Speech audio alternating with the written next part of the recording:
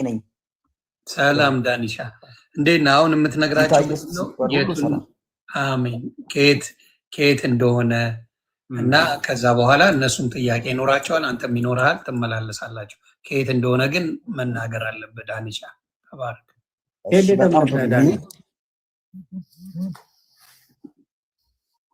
እሺ በጣም ጥሩ መቀጠል እንችላለን። አዎ ከቤተ እምነት ዳኒ? እኔ ከፕሮቴስታንት ነኝ። አይ ፕሮቴስታንት የሚባል ቤተ እምነትማ የለም። ማለት ፕሮቴስታንት ወንጌል ብርሃን ቤተክርስቲያን። የት ወንጌል ብርሃን ቤተክርስቲያን? ከወንጌል ብርሃን ቤተክርስቲያን። እሺ በጸጋ ጉዳይ አንድ ሰው ለመዳን አሁን በጸጋ ብቻ የሚለውን የመካነ ኢየሱስን የሉተሪያንን እና የሙሉ ወንጌልን አስቀምጠናል። የቱን ነው የምትቀበለው አንተ? ኦኬ የሉተራውያን ኦኬ ማለት እንትን ነው አይደል? አስቀድሞ ለመረጣቸው የሚል አለ። ያው መመረጥ ነው ወይስ ፍቃድ ነው የሚል ነው? አልተከታተልከንም? እንዴታች በጣም ደጋግመህ ጽፈህ ኮመንት ነበረ። አዎ እየጻፍኩ ነበር። አልተከታተልከንም? የእምነት መግለጫቸውን ስናሳይ የሁለቱንም እየተከታተልኳችሁ ነበር። አይ ቲንክ እስኪ ማለት እኔ አሁን ማምነው በትክክል ማለት እኔ ብቻ ሳልሆን እኔ በአባልነት የማመልክባት ቤተክርስቲያን የምታምነው መዳን ለተመረጡ ብቻ አይደለም። ማለት ዋናው እግዚአብሔር አምላክ ሁሉንም እንትን ብሏል፣ መርጧል። ኢየሱስ ክርስቶስ የመጣው ለዓለም ሁሉ ነው። ስለዚህ መካነ ኢየሱስን ትምህርት አትቀበለውም ማለት ነው? አዎ አልቀበለውም። አዎ በጸጋ ብቻ በሚለው ትምህርት አንድ አይደላችሁ ማለት ነው። አሁን ጸጋ ብቻ እምነት ብቻ የሚለው ትምህርት ከላይ ስሙ ነው እንጂ ሲብራራ ልዩነት አላችሁ ማለት ነው። አየው እኔ አሁን ይኸውልህ ካልቪኒዝም እና እንትኒዝም ይባላል አይደለ? ምንይዝም? እኔ ካልቪኒዝምንም አልደግፍም፣ አርሚኒዝምንም አልደግፍም። የምደግፈው መጽሐፍ ቅዱስን ነው። መጽሐፍ ቅዱስ ያለኝን ነው የምሆነው። ለምሳሌ መጽሐፍ ቅዱስ ብቻ ትላለህ ዳኒ? አምስቱን ብቻዎች ትከተላለህ፣ ትቀበለዋለህ? ማለት ይሄንን የምቀበለው ሉተር ስላለው አይደለም። መጽሐፍ ቅዱስ ብቻ የሚለውን አምስቱን ሶላዎች ትቀበላቸዋለህ? ብቻ የሚለውን ትምህርት ዳኒ? አዎ እቀበላቸዋለሁ። ኦኬ በመጽሐፍ ቅዱስ እስቲ እምነት ብቻ ጸጋ ብቻ የሚል አሳየኝ ቃል። ማለት ጸጋው በእምነት አድኗቸዋል የሚል ቃል አለ። እኔ ጠየቁ ጸጋ ብቻ የሚል ነው። ጸጋው ምንድነው? ጸጋው በእምነት ብቻ አድኗቸዋል የሚል አለ ወይ ቃል? ስልክ ወይ እዚህ ጋር እንግባባ መምህርዬ፣ እንግባባ። መጽሐፍ ቅዱስ አንዱን ጥሎ አንዱን አያንጠለጥልም። አንዱን ጥሎ አንዱን አንጠልጥሎ አይደለም እና ባላንስ ያደርጋል። ለምሳሌ እምነት ሲጠቀስ እምነት በተነሳበት ጸጋም ይነሳል፣ ጸጋ በተነሳበት እምነትም ይነሳል። ስለዚህ ብቻ የሚባል ትምህርት የለማ ማለት ነው። ማለት ያው ብቻ የሚለው ቃል መጽሐፍ ቅዱስ ላይ የለም። በእርግጥ ግን ይደጋገፋል። ጸጋ፣ እምነት፣ መጽሐፍ ቅዱስ አንድ ቦታ ላይ አለ። ላሳየህ። ብቻ የሚል አንድ ቦታ አለ። አንብበው ታውቃለህ? ኦኬ ምናልባት ሮሜ ላይ ነው። አይ ሮሜ አይደለም ያለው። ዶሮ ግን ደስ ትላለች፣ ደስ ይላል። ሴት ናት ወንድ ናት ዶሮ የምትጮህ? አይ እሱን ተው። ማለት ግቢ ውስጥ አለ የተከራዩ ሰዎች አሉ። በዓልም ማለት ለበዓል የተገዛ ዶሮ ነው። ናይ እንዴ ከመቼው ነው በዓሉ? ገና አይደል? ፋሲካ ሰለማችሁ እንዴ? የሚገርም ፋሲካ ገና አይደል እንዴ? ሂድ ነው እንዴ? አይ ፋሲካውን ቶሎ ወደ ሐሳብ አንተ እንደ ጴጥሮስ ያው ስብከት ነው ይሄ በእውነት። እና ወደ ቤት ተመለስ። የጴጥሮስ ዶሮ መሰለ ሄዶ ያሬዶ። እሺ ያዕቆብ መልእክት ምዕራፍ 2 ላይ ያለው ላሳይክ ነው። ያዕቆብ መልእክት ምዕራፍ 2 ከቁጥር 24 ላይ ሰው በእምነት ብቻ ሳይሆን በስራ እንዲጸድቅ ታያላችሁ ይላል። እዚህ ጋር አሁን በእምነት ብቻ የሚል ቃል መጽሐፍ ቅዱስ ብትፈልግ እዚህ ጋር ብቻ ነው የምታየው። ከዘፍጥረት እስከ ራዕይ ብታነብ ብቻ በእምነት ብቻ የሚለውን እንዲያውም ፈርሶ በእምነት ብቻ ሳይሆን ብሎ በስራ እንዲጸድቅ ታያላችሁ ይላል። ምክንያቱም ብቻ እዚህ ጋር አሁን ለምሳሌ ዳኒ ሰው በእምነት ብቻ ሳይሆን በስራ እንዲጸድቅ ታያላችሁ። በእምነት ብቻ ሳይሆን ማለት ነው።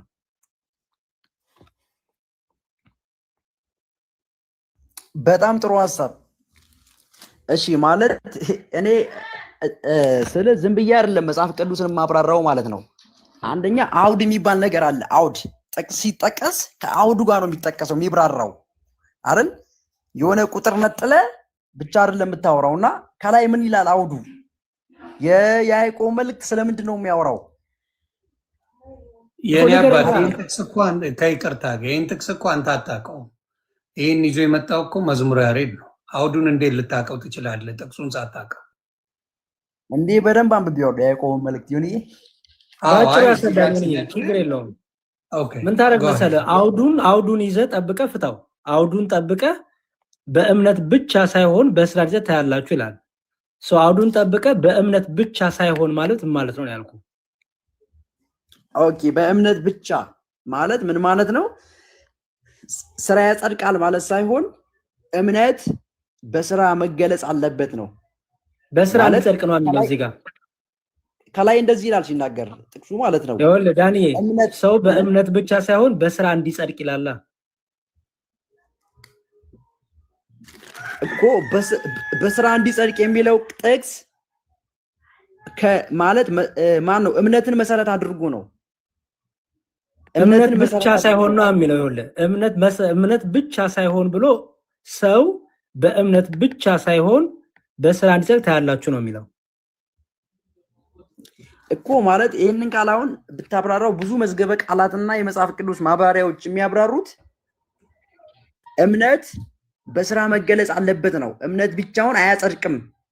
ጎበዝ፣ እምነት ብቻውን አያጸድቅም። እምነት ብቻውን አያጸድቅም። ቆይ ልጨርስ መምሬ። እምነት ብቻውን አያጸድቅም ምን ማለት ነው?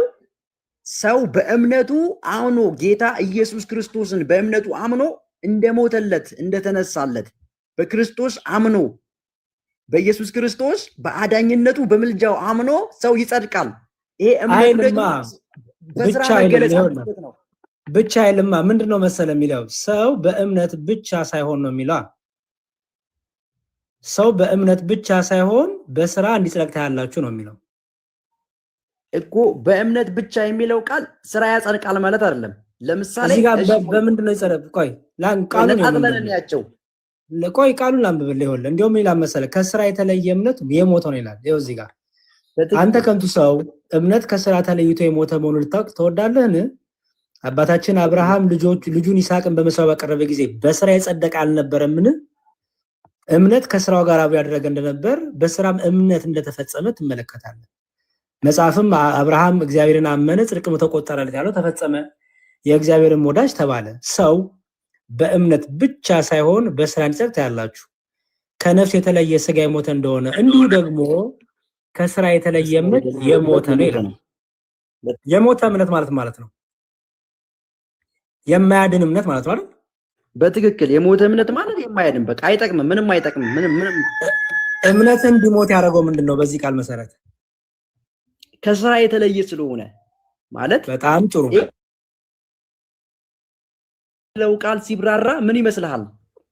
እኔማ ያው ራሱን እኮ እየነገርኩ ነው። ምን ነው ያው ከስራ የተለየ እምነት የሞተ ነው። ምንድነው? ፍሬ ነው። ይሄ ስራ የሚለው ቃል ማለት እምነት ብቻውን አያጸድቅም። እምነት በምን መሆን አለበት? በስራ። ስራ ማለት ምንድነው? ፍሬ ነው። ፍሬ ምንድነው? ለምሳሌ በጣም በቃ ይሄ ፍቅር ሊሆን ይችላል። ከመሆን ይኸው ፍቅር ሊሆን ይችላል፣ በጎነት፣ ቸርነት ሊሆን ይችላል፣ ለሰዎች መልካምን ማድረግ ሊሆን ይችላል። አየህ። ስለዚህ እምነት ብቻ የሚለው ትምህርት ፈረሰ ማለት ነው። መፍረስ ሳይሆን ባላንስ መሆን አለበት። በእርግጥ እምነት ብቻውን አያጸድቅም። ሰው በእምነት ጸድቆ የጽድቅን ፍሬ ካሳየ እምነት ብቻ አያጸድቅም እኮ አልከኝ። አሁን እኮ እምነት ብቻ አያጸድቅማ። ለምን መሰለ? እምነት አጸደቀኝ ካለ በፍሬ መታየት አለበት። የጽድቅ ፍሬ ማፍራት አለበት። አየህ፣ በእምነት የጸደቀ ሰው የጽድቅን ፍሬ ማፍራት አለበት። ስለዚህ እምነት ብቻ አያጸድቅም ማለት ነው። ስራ የሌለው እምነት። ምክንያቱም እምነትን ሙሉ የሚያረጋት ስማኝ እንኳን እምነትን ሙሉ የሚያረጋት ህያው የሚያረጋት ምኗ ነው? ስራ ነው፣ ፍሬ ማፍራት። በጣም ጥሩ። እምነት ፍሬ ከሌላት ስራ ከሌላት ህያው ናት ወይስ የሞተች ናት? የሞተች ናት። የሞተ እምነት ያድናል ወይስ አያድንም? በጭራሽ። እንዴት ያድናል የሞተ እምነት?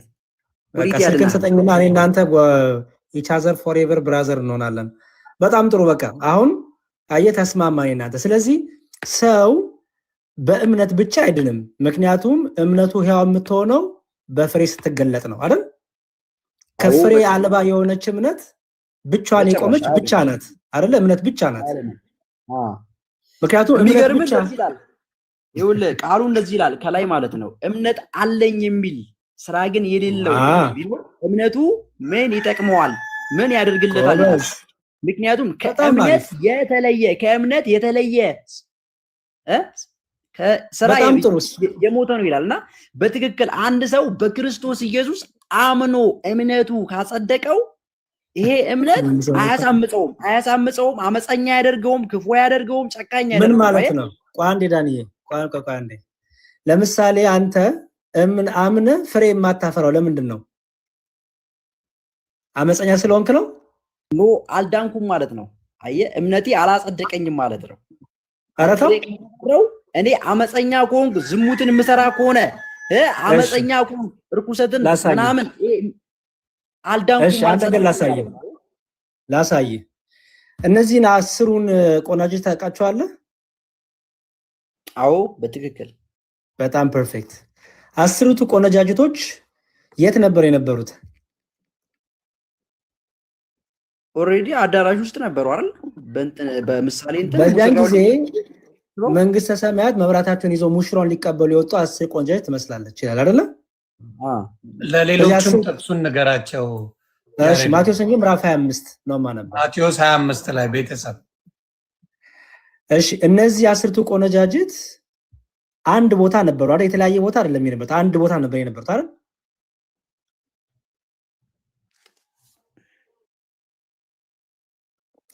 ዳኒ አዎ አንድ ላይ ነበሩ፣ ግን በሁለት አንድ ቦታ ነበሩ አይደል?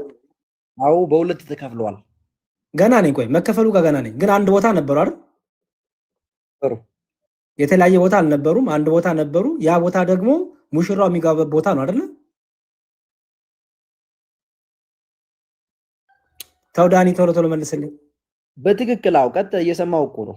በጣም ጥሩ እየሰማው ነው። ቀጥ ከነርሱም 5ቱ ሰነፎች 5ቱን ባውሸበይና ሰነፎቹ መብራታቸውን ይዘው ከነርሱ ጋር ዘይት አልያዙም። ልባሞቹ ግን ከመብራታቸው ጋር በማሰሯቸው ዘይት ያዙ ይላል። መብራት የተባለው ምንድነው? ዘይት የተባለው ምንድነው?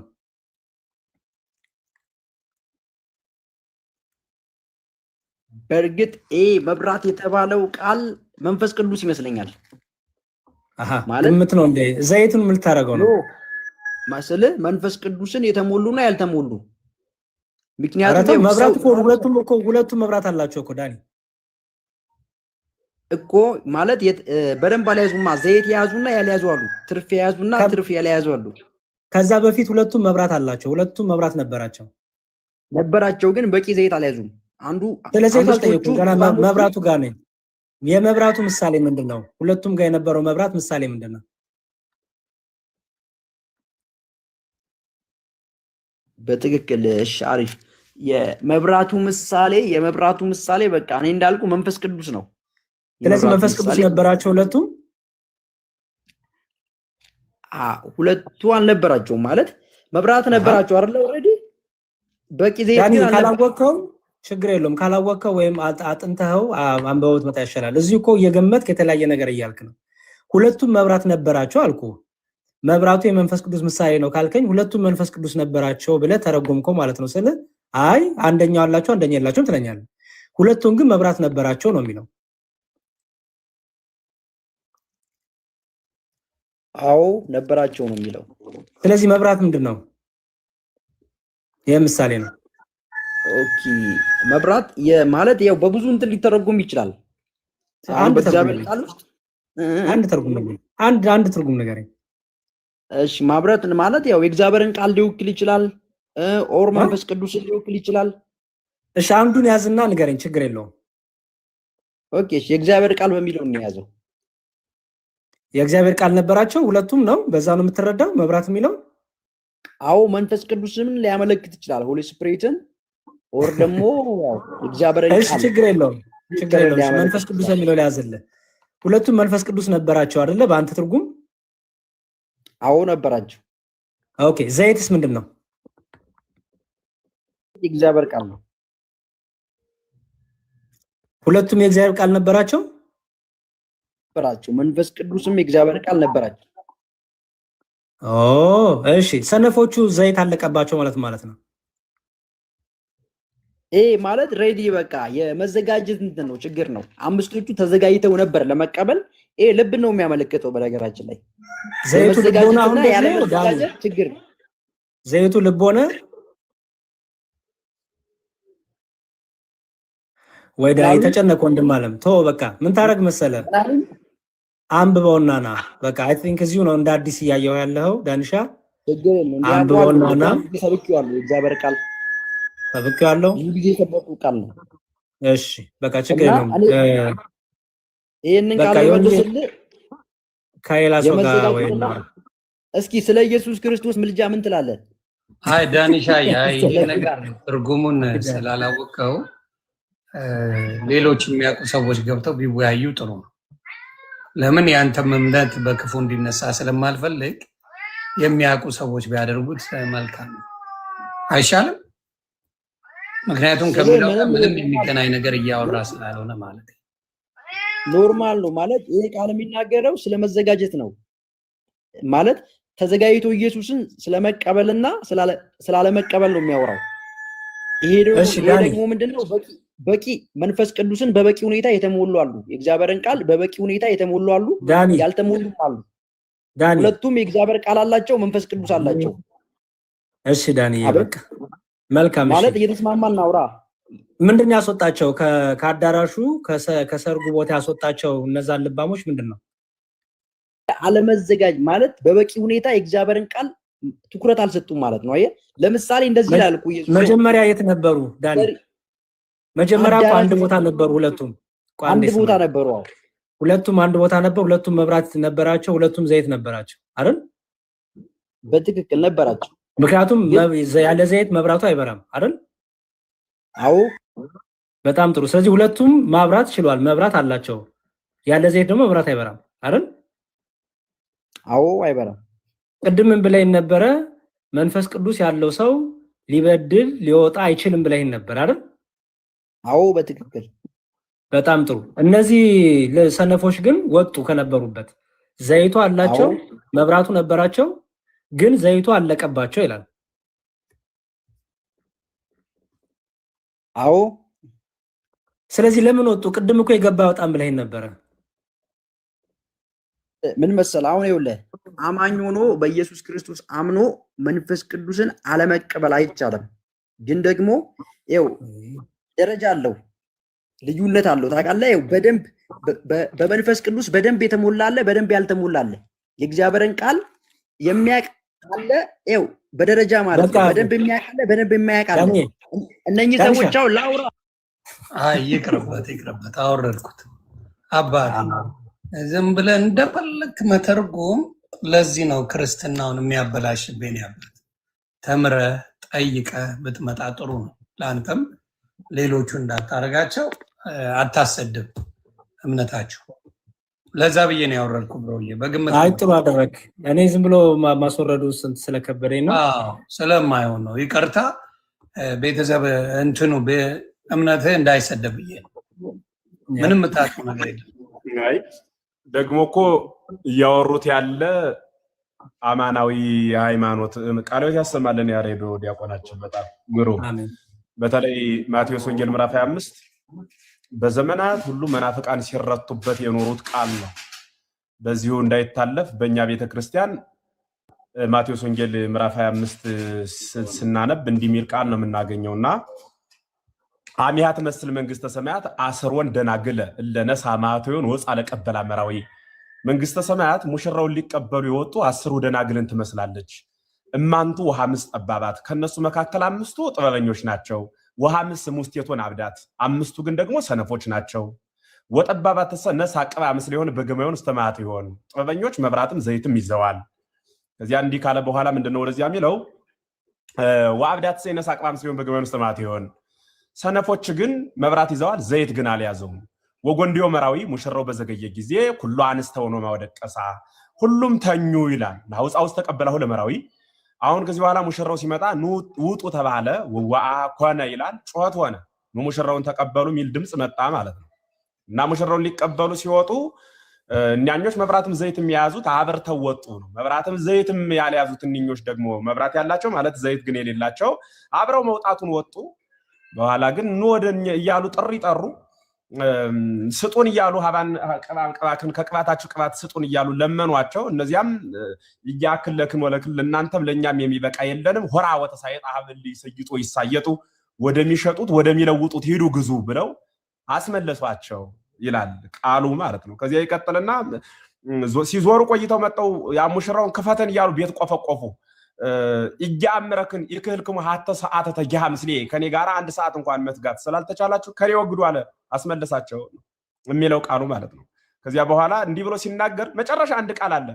ስለ ተራወሬ ያለ ማውራቱን አንደኛ ክርስቶስ ተራ ነገር አይናገርም ሁለት አማናዊ ሃይማኖት መሆኑ ነዚህ ቀጥሎ አንድ ነገር ይናገራል ተግቡከ እስመ ይተአምሩ እለታ ወሰዓታ ይላል ሙሽራው የሚመጣበትን ሰዓት አታውቁምና ተግታችሁ ጠብቁ ብሎ ቃሉ ይናገራል ይሄ ምስጢር ምን ማለት ነው አሁን ኑሬን የምላችሁ ምን ለማለት የተጻፈ ነው በእኛ ቤተ ክርስቲያን መጨረሻ ጊዜ ካለኝ እኔ ራሴ ተረጉማለሁ ከሌለው ደግሞ ጊዜ ከሌለኝ እኔ ከወጣው ራሱ ያሬዲዮ ተረጉምላችኋል በፕሮቴስታንት ዓለም ግን አሁን አንድ ወንድማችን መጥቷል ላቆየውና ተርጓሚውን ምን ማለት እንደሆነ ያሬዲዮ ጋር ቀጥሉ አመሰግናለሁ እሺ መምህሩክም ስለመጡ እሳቸውን ሰላም በልና ማለዳ እንቀበል ሰላም መምህሩክም በሰላም መጡ እንኳን ሰላም ቆያችሁኝ ሰላም ለእናንተ ይሁን መምህር ኤፍሬም ዲያቆን መዝሙረ ዮኒ ወንድማችን ሁላችሁም ታች እየሰማችሁ ያላችሁ ሰላም ብያለሁ ቀጥሉ ሰላም ብለናል እንኳን ደህና መጡ እንኳን በሰላም መጡ ማልደን ሰላም ብለናል ወንድማችን ሰላም ዮኒ ሁላችሁም እዚህ ያላችሁ እንደ ሰዓት አቆጣጠራችሁ በቃ ከልቤ ነው ሰላም ናችሁ እሺ ከየት ቤተ እምነት ነህ ማን ነው ትክክለኛ ስምህ ማልደን ነው ትክክለኛ ስሜ የተጠመኩት ጦር ኃይሎች ሙሉ ወንጌል ነው ስለዚህ የሙሉ ወንጌል አባል ነህ አክቹአሊ ሙሉ ወንጌል አካባቢ አይደለም ያለሁት ግን የዛ እምነት ተከታይ ነኝ ስለ እምነትና ስለ ስራ ግን ትንሽ ነገር ብናገር ደስ ይለኛል እሺ ከዛ በፊት ዲስከስ ያደረግነውን ፕሬዘንት ያደረግናቸውን የሙሉ ወንጌልን የእምነት መግለጫ የመካኒውስን የመግለጫ ተከታትላል ያ እኮ አሁን እኔ ካላቋረጥከኝ ስለ እምነትና ስራ ያለውን ትክክለኛ እይታ ብነግር ደስ ይለኛል ገና ነኝ ቆይ እሱ ጋር መጣለሁ እኔ ቅድም ወንድማችን ወደዚህ ስለወሰደኝ ነው እንጂ መጀመሪያ የነበረው ዲስከሽናችን ፕሬዘንት ያደረግነው የሙሉ ወንጌል እና የመካነ ኢየሱስ ወይም የሉተሪያን ቡክ ኦፍ ኮንኮርድ የሚባለው መጽሐፍ ስምምነት የሚለውን የእምነት መግለጫ ላይ ጸጋ የሚለውን ያብራሩበት የተለያየ መንገድ አለ የተለያየ እምነት አለ የትኛው ነው የምትቀበለው አንተ እኔ ሰው በእምነት ብቻ ይጸድቃል ብዬ ነው ማለት ጸጋ ብቻ የሚለውን ሲያብራሩ በደንብ አዳምጠኝ ሉተሪያን ወይም መካነ ኢየሱሶች ምን ብለው ነው የሚያምኑት ያ ሰው ያለ ነፃ ፈቃዱ ሪጀነሬት ሆኖ በጸጋው በኋላ ነው የሚያምነው በኋላ ነው የሚድነው ብለው ነው የሚያስተምሩት ያንን ሲያደርግ ነፃ ፈቃድ የለውም ኦኬ ኦሬዲ በቃ በሞት ውስጥ ነው ያለው ስለዚህ በሞት ውስጥ ስለሆነ የሞተ ደግሞ ምንም ነፃ ፈቃድ ስለሌለው ለእሺ ብሎ በፍሪ ዊሊንጉ አይደለም የሚድነው ለመዳንም ለመቀበልም ቃሉን ምን ለማለትም ነፃ ፈቃድ የለውም ብለው ነው የሚያምኑት መካነ ኢየሱሶች ጸጋ ብቻ የሚሆን ሲያብራሩ ይሄን ትምህርት ተቀበሏል ያ አሁን የሚድኑ ሰዎች ኦሬዲ ተለይተዋል ወይስ አልተለዩም የሚለው ጥያቄ ትንሽ ልታሰፋብኝ ነው ግን እንድታዳምጠኝ የፈለኩበት ፖይንት ያ ነው አሁን አንደኛ ቆሮንቶስ ምዕራፍ 3 ላይ ምን ይላል መሰለ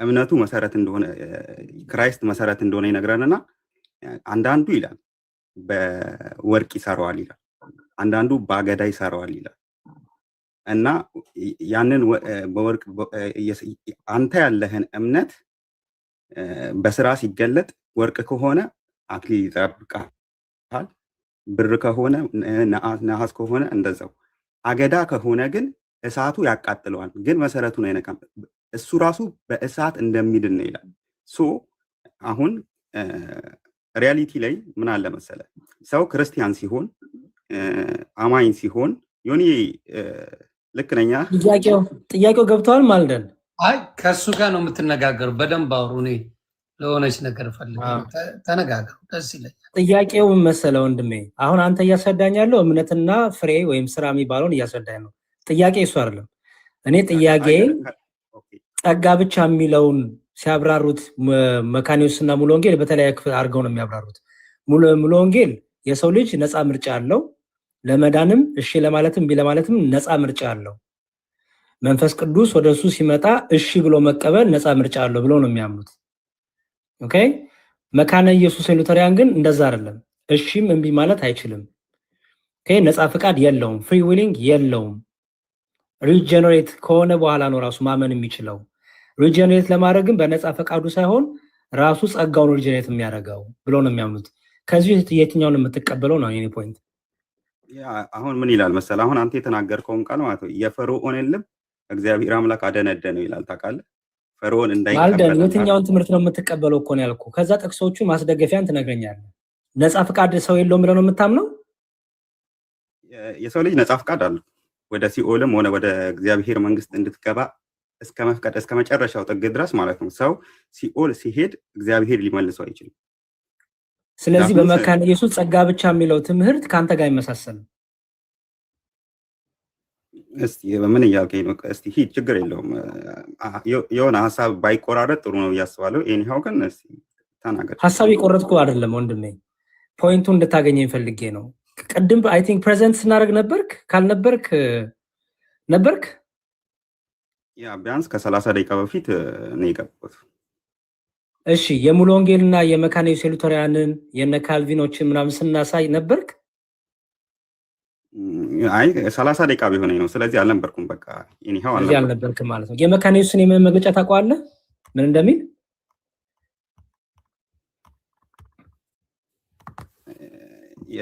እኔ እንዴት አውቃለሁ መሰለህ የሙሉ ወንጌል ላይ የሰው ልጅ ወንጌል ሲነገር መቀበል ዊሉ አንተ ጋር ነው ያለው የመካነ ኢየሱስ ነው ያልኩት ቡክ ኦፍ ኮንኮርድ ይባላል መጽሐፈ ስምምነቴ ብቻ የሚለው ማለት ነው እሺ አላውቀው ኦኬ ታዲያ እንዴት ነው አሁን ይኸውልህ ይሄ መጽሐፈ ስምምነት ነው ይሄ ብቻ የሚለው የሉተር ትምህርት ያለበት ማለት ነው ኦኬ እዛ ላይ የሚላ መሰለ ሰዎች ያን ለመዳን ሪጀነሬት ለምሳሌ በአንተ ትምህርት በሙሉ ወንጌል ሪጀነሬት የምትሆነው በነፃ ፈቃድ ነው ወይስ አይደለም ያ ሪጀነሬት ማለት ቦርን አጌን ነው የምትለኝ አይደለ ሰው ዳግመኛ ሲወለድ ነው ነው በነፃ ፈቃድ ነው አይደለም ለምሳሌ አምነ ነው ምድነው ወይስ ድነ ነው ሪጀነሬት አድርገ ነው የምድነው የምታምነው ሶሪ አምነ ነው ምድነው ወይስ ድነ ነው የምታምነው አምነክ ነው ሪጀነሬት የምታደርገው ወይስ ሪጀነሬት አድርገ ነው የምታምነው ሪጀነሬት እና ሪቦርን እስቲ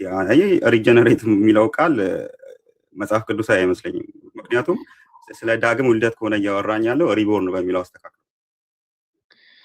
ያው ነው ወንድሜ ሪጀነሬትም ሪቦርንም አንድ ነው በሁለቱም ተርም ይጠቀመዋል ያል ሪጀነሬት የሚለው ለዳግም ውልደት መጠቀም አይ ዶንት ኖ ምናልባት እንግሊዘኛ የምንጠቀምበት መንገድ ልክ ላይሆን ይችላል አረታው እሺ ሪጀነሬት ምን ማለት ነው ንገረኝ እኔ ሪጀነሬትን አላውቅም ሪቦርን የምታደርገው ግን የእግዚአብሔርን ቃል ስትሰማ ሪቦርን ታደርጋለህ ከዛ ሰዓት ጀምሮ ዳግም ታዲያ ሳታውቀው ነው እንደ ትክክል አይደለም የምትለኝ ወንድሜ ኖ እኔ ያልኩት ያለሁት ሪጀነሬት ዳግም ውልደትን አይገልጽም ነው ዳግም ውልደት እሺ ምንድነው የሚገልጸው ነገረኛ ሪጀነሬት ማለት ነው እኔ መጽሐፍ ቅዱስ ላይ ዳግም ውልደት የሚለውን ቃል ነው የማውቀው ዳግም ውልደት ደግሞ ሪቦርን ነው እንጂ ሪጀነሬሽን የሚባል ቃል አላውቅም ሪጀነሬት ዳግም ልደትን አይገልጽም ካከኝ ሪጀነሬት ምንድነው የሚገልጸው እሺ ንገረኝ ዳግም ልደት የሚገልጸው ሪቦርን ነው እያልኩ ያለሁት እሺ የሆነ ነገር ስትቃወም ፕሊዝ ለእኔም ስለሚጠቅመኝ ስትቃወም በጣም ባታምነው እኔ ዮኒን በጣም ነው የምወደው ማልደን ወንድሜ እኔ ያልኩት ስትቃወመኝ ለእኔም ትምህርት እንዲሆነኝ ኤቪደንስ ስጠኝ ፕሊዝ ኤቪደንስ አሰጠኝ ዝም ብለህ የምትቃወመኝ ከሆነ ምንም ትርጉም የለውም እኔ ያው ለምሳሌ ይሄን ፕሬዘንት ሳረግልህ ሪጀነሬሽን ወይም ሪቦርን በሚለው በሁለቱም ተርም ይጠቀመዋል አልኩ ኦኬ ሪጀነሬሽን ነው ሪቦርን እያለ በሁለቱም ተርሚኖሎጂ ይጠቀመዋል ብዬ ነገርኩ። ኤኒዌይስ እሱን ችግር የለውም። እሺ ምንም ይሄን ያህል እንትን አይደለም። ኤኒዌይስ የመካነ ኢየሱስ ይኸው እዚህ ጋር ፔጅ 34 እና 35 ላይ አንድ ሰው ይሄ ሲነርጂዝም እና ሞርጂዝም የሚለውን ታውቀዋለህ ትምህርት? ነው አላውቀውም። ኦኬ እንደዛ ከሆነ ትንሽ ይከብዳል አሁን ካንተ ጋር እንትን ለማለት። ኤኒዌይስ ይሄ የመካነ ኢየሱስ እንትን ላይ ምን ያሳየው መሰለ ሲነርጂዝም ማለት አንድ ሰው ነፃ ፈቃድ ኖሮት በነፃ ፈቃዱ እምቢ ምሽ ማለት ይችላል ማለት ነው። ሲነርጂዝም ባለው ትምህርት ማለት ነው። ኦኬ ይሄ ሁለተኛው እዚህ ተቃራኒ ደግሞ አለ። ምን እምቢ እሺ ማለት ነፃ ፈቃድ የለውም። ኦኬ እምቢም እሺ ማለት ነፃ ፈቃድ የለውም። መካነ ኢየሱስ እምቢም እሺም ማለት ነፃ ፈቃድ የለውም ብላ ነው ጸጋ ብቻ የሚለውን ስታስተምር ማለት ነው። አንተ ግን ጸጋ ብቻ የሚለውን ስታስተምር ነፃ ፈቃድ አለው ብለህ የምታስተምረው አይደለ? የምታውቀው ያ መዝሙር እንደ ጥያቄ ግን አንድ ክርስቲያን ያልሆነ በክርስቶስ ማያምን ሰው ለማመን ለመዳን ምንድነው የሚጠበቅበት? ነፃ ፈቃዱን ተጠቅሞ ወንጌልን መቀበል፣ አሜን ብሎ ማዳመጥ፣ መንፈስ ቅዱስ ልቡን ሲያንኳኳ ልቡን ከፍቶ አሜን ብሎ መቀበል፣ ከዛ በኋላ መጠመቅ። ምን አልከኝ? ስለዚህ እምነት ይቀድማል ማለት ነው። ታምናለህ፣ ደን አፍተር ትጠመቃለህ፣ ድንሃል። ስለዚህ አምነህ ስትጠመቅ ነው ምንድነው? አምነህ ስትጠመቅ ነው ምንድነው? ስራስ እንዴት ነው? ስራ የምንለው ፍሬ ማፍራት ነው። በቃ በክርስቶስን መምሰል። ያ በቃ አይ እንደዛ ከሆነ ብዙም በእኔና በአንተ ማለት ብዙ ልዩነት ያለ አይመስለኝም። ግን ትንሽ ስለ ስራ መናገር ይፈልግ ልዩነት እንኳን ነበረ። ኤኒዌይስ ግን ቆይ ይሄን ነገር ተውኮ ማለት ነው። ይቅር ጸጋ ብቻ የሚለውን ዲስከስ አታደርግም? ያ ጸጋ ኢኔሴንስ እግዚአብሔር ለአንተ የሰራው ስራ እኮ ነው። እሱን ነገር ደግሞ በእምነት ነው የምትቀበለው። ዳይሬክት ጸጋ ምንድነው ብለህ ከጠየቀኝ እግዚአብሔር አምላክ ለአንተ የሰራው ስራ አሁን ኦኬ አይ ቲንክ አሁንም እየተጋባን አይደለም። ማልደን የጠየቁ ጥያቄ የመካነ ኢየሱስ ጸጋ ብቻ የሚለው ትምህርትና ያንተ ሙሉ ወንጌሉ ጸጋ ብቻ የሚለው አይገናኝም እያልኩ ነው ያለሁት። ያ የዶክትሪን ልዩነት አክቹአሊ ሊኖር ይችላል። የዶክትሪን ልዩነት አለ ማለት ግን መሰረቱ ላይ አልተግባቡም አይደለም ነው እንጂ ዶክትሪን ማለት ነው። ያ ዶክትሪን አስተምሮት ነው። በቃ ዳይሬክት ትርጉሙ አስተምሮት ነው። ያለ ዶክትሪን ቤተ እምነት አለ እንዴ? ክራይስት ላይ ዋናው መሰረቱ ላይ ዲፍረንስ ከሌለ በተለያየ አይነት መንገድ አስተምሮት ይችላል። ለምሳሌ ያለ ዶክትሪን ቤተ እምነት አለ ወይ ማልደን? ኦኬ እሺ እሱን እኮ ነው እየነገርኩ ያለሁት። ለምሳሌ ድሮ ምን ይደረጋል መሰለህ? ሰዎች እንዳመኑ ይጠመቁ ነበር። ኧረ እሱን አልጠየቅኩም እባክህ ማልደን ተው። የጠየቅኩ ያለ ዶክትሪን ቤተ እምነት አለ ወይ? እሱን ነው እየመለስኩልህ ያለሁት። ግን አሁን ላይ ምን ሊደረግ ይችላል መሰለህ? ደህንነት ተምረው ከጨረሱ በኋላ ነው መጠመቅ አለባቸው የሚል አይነት ትምህርት።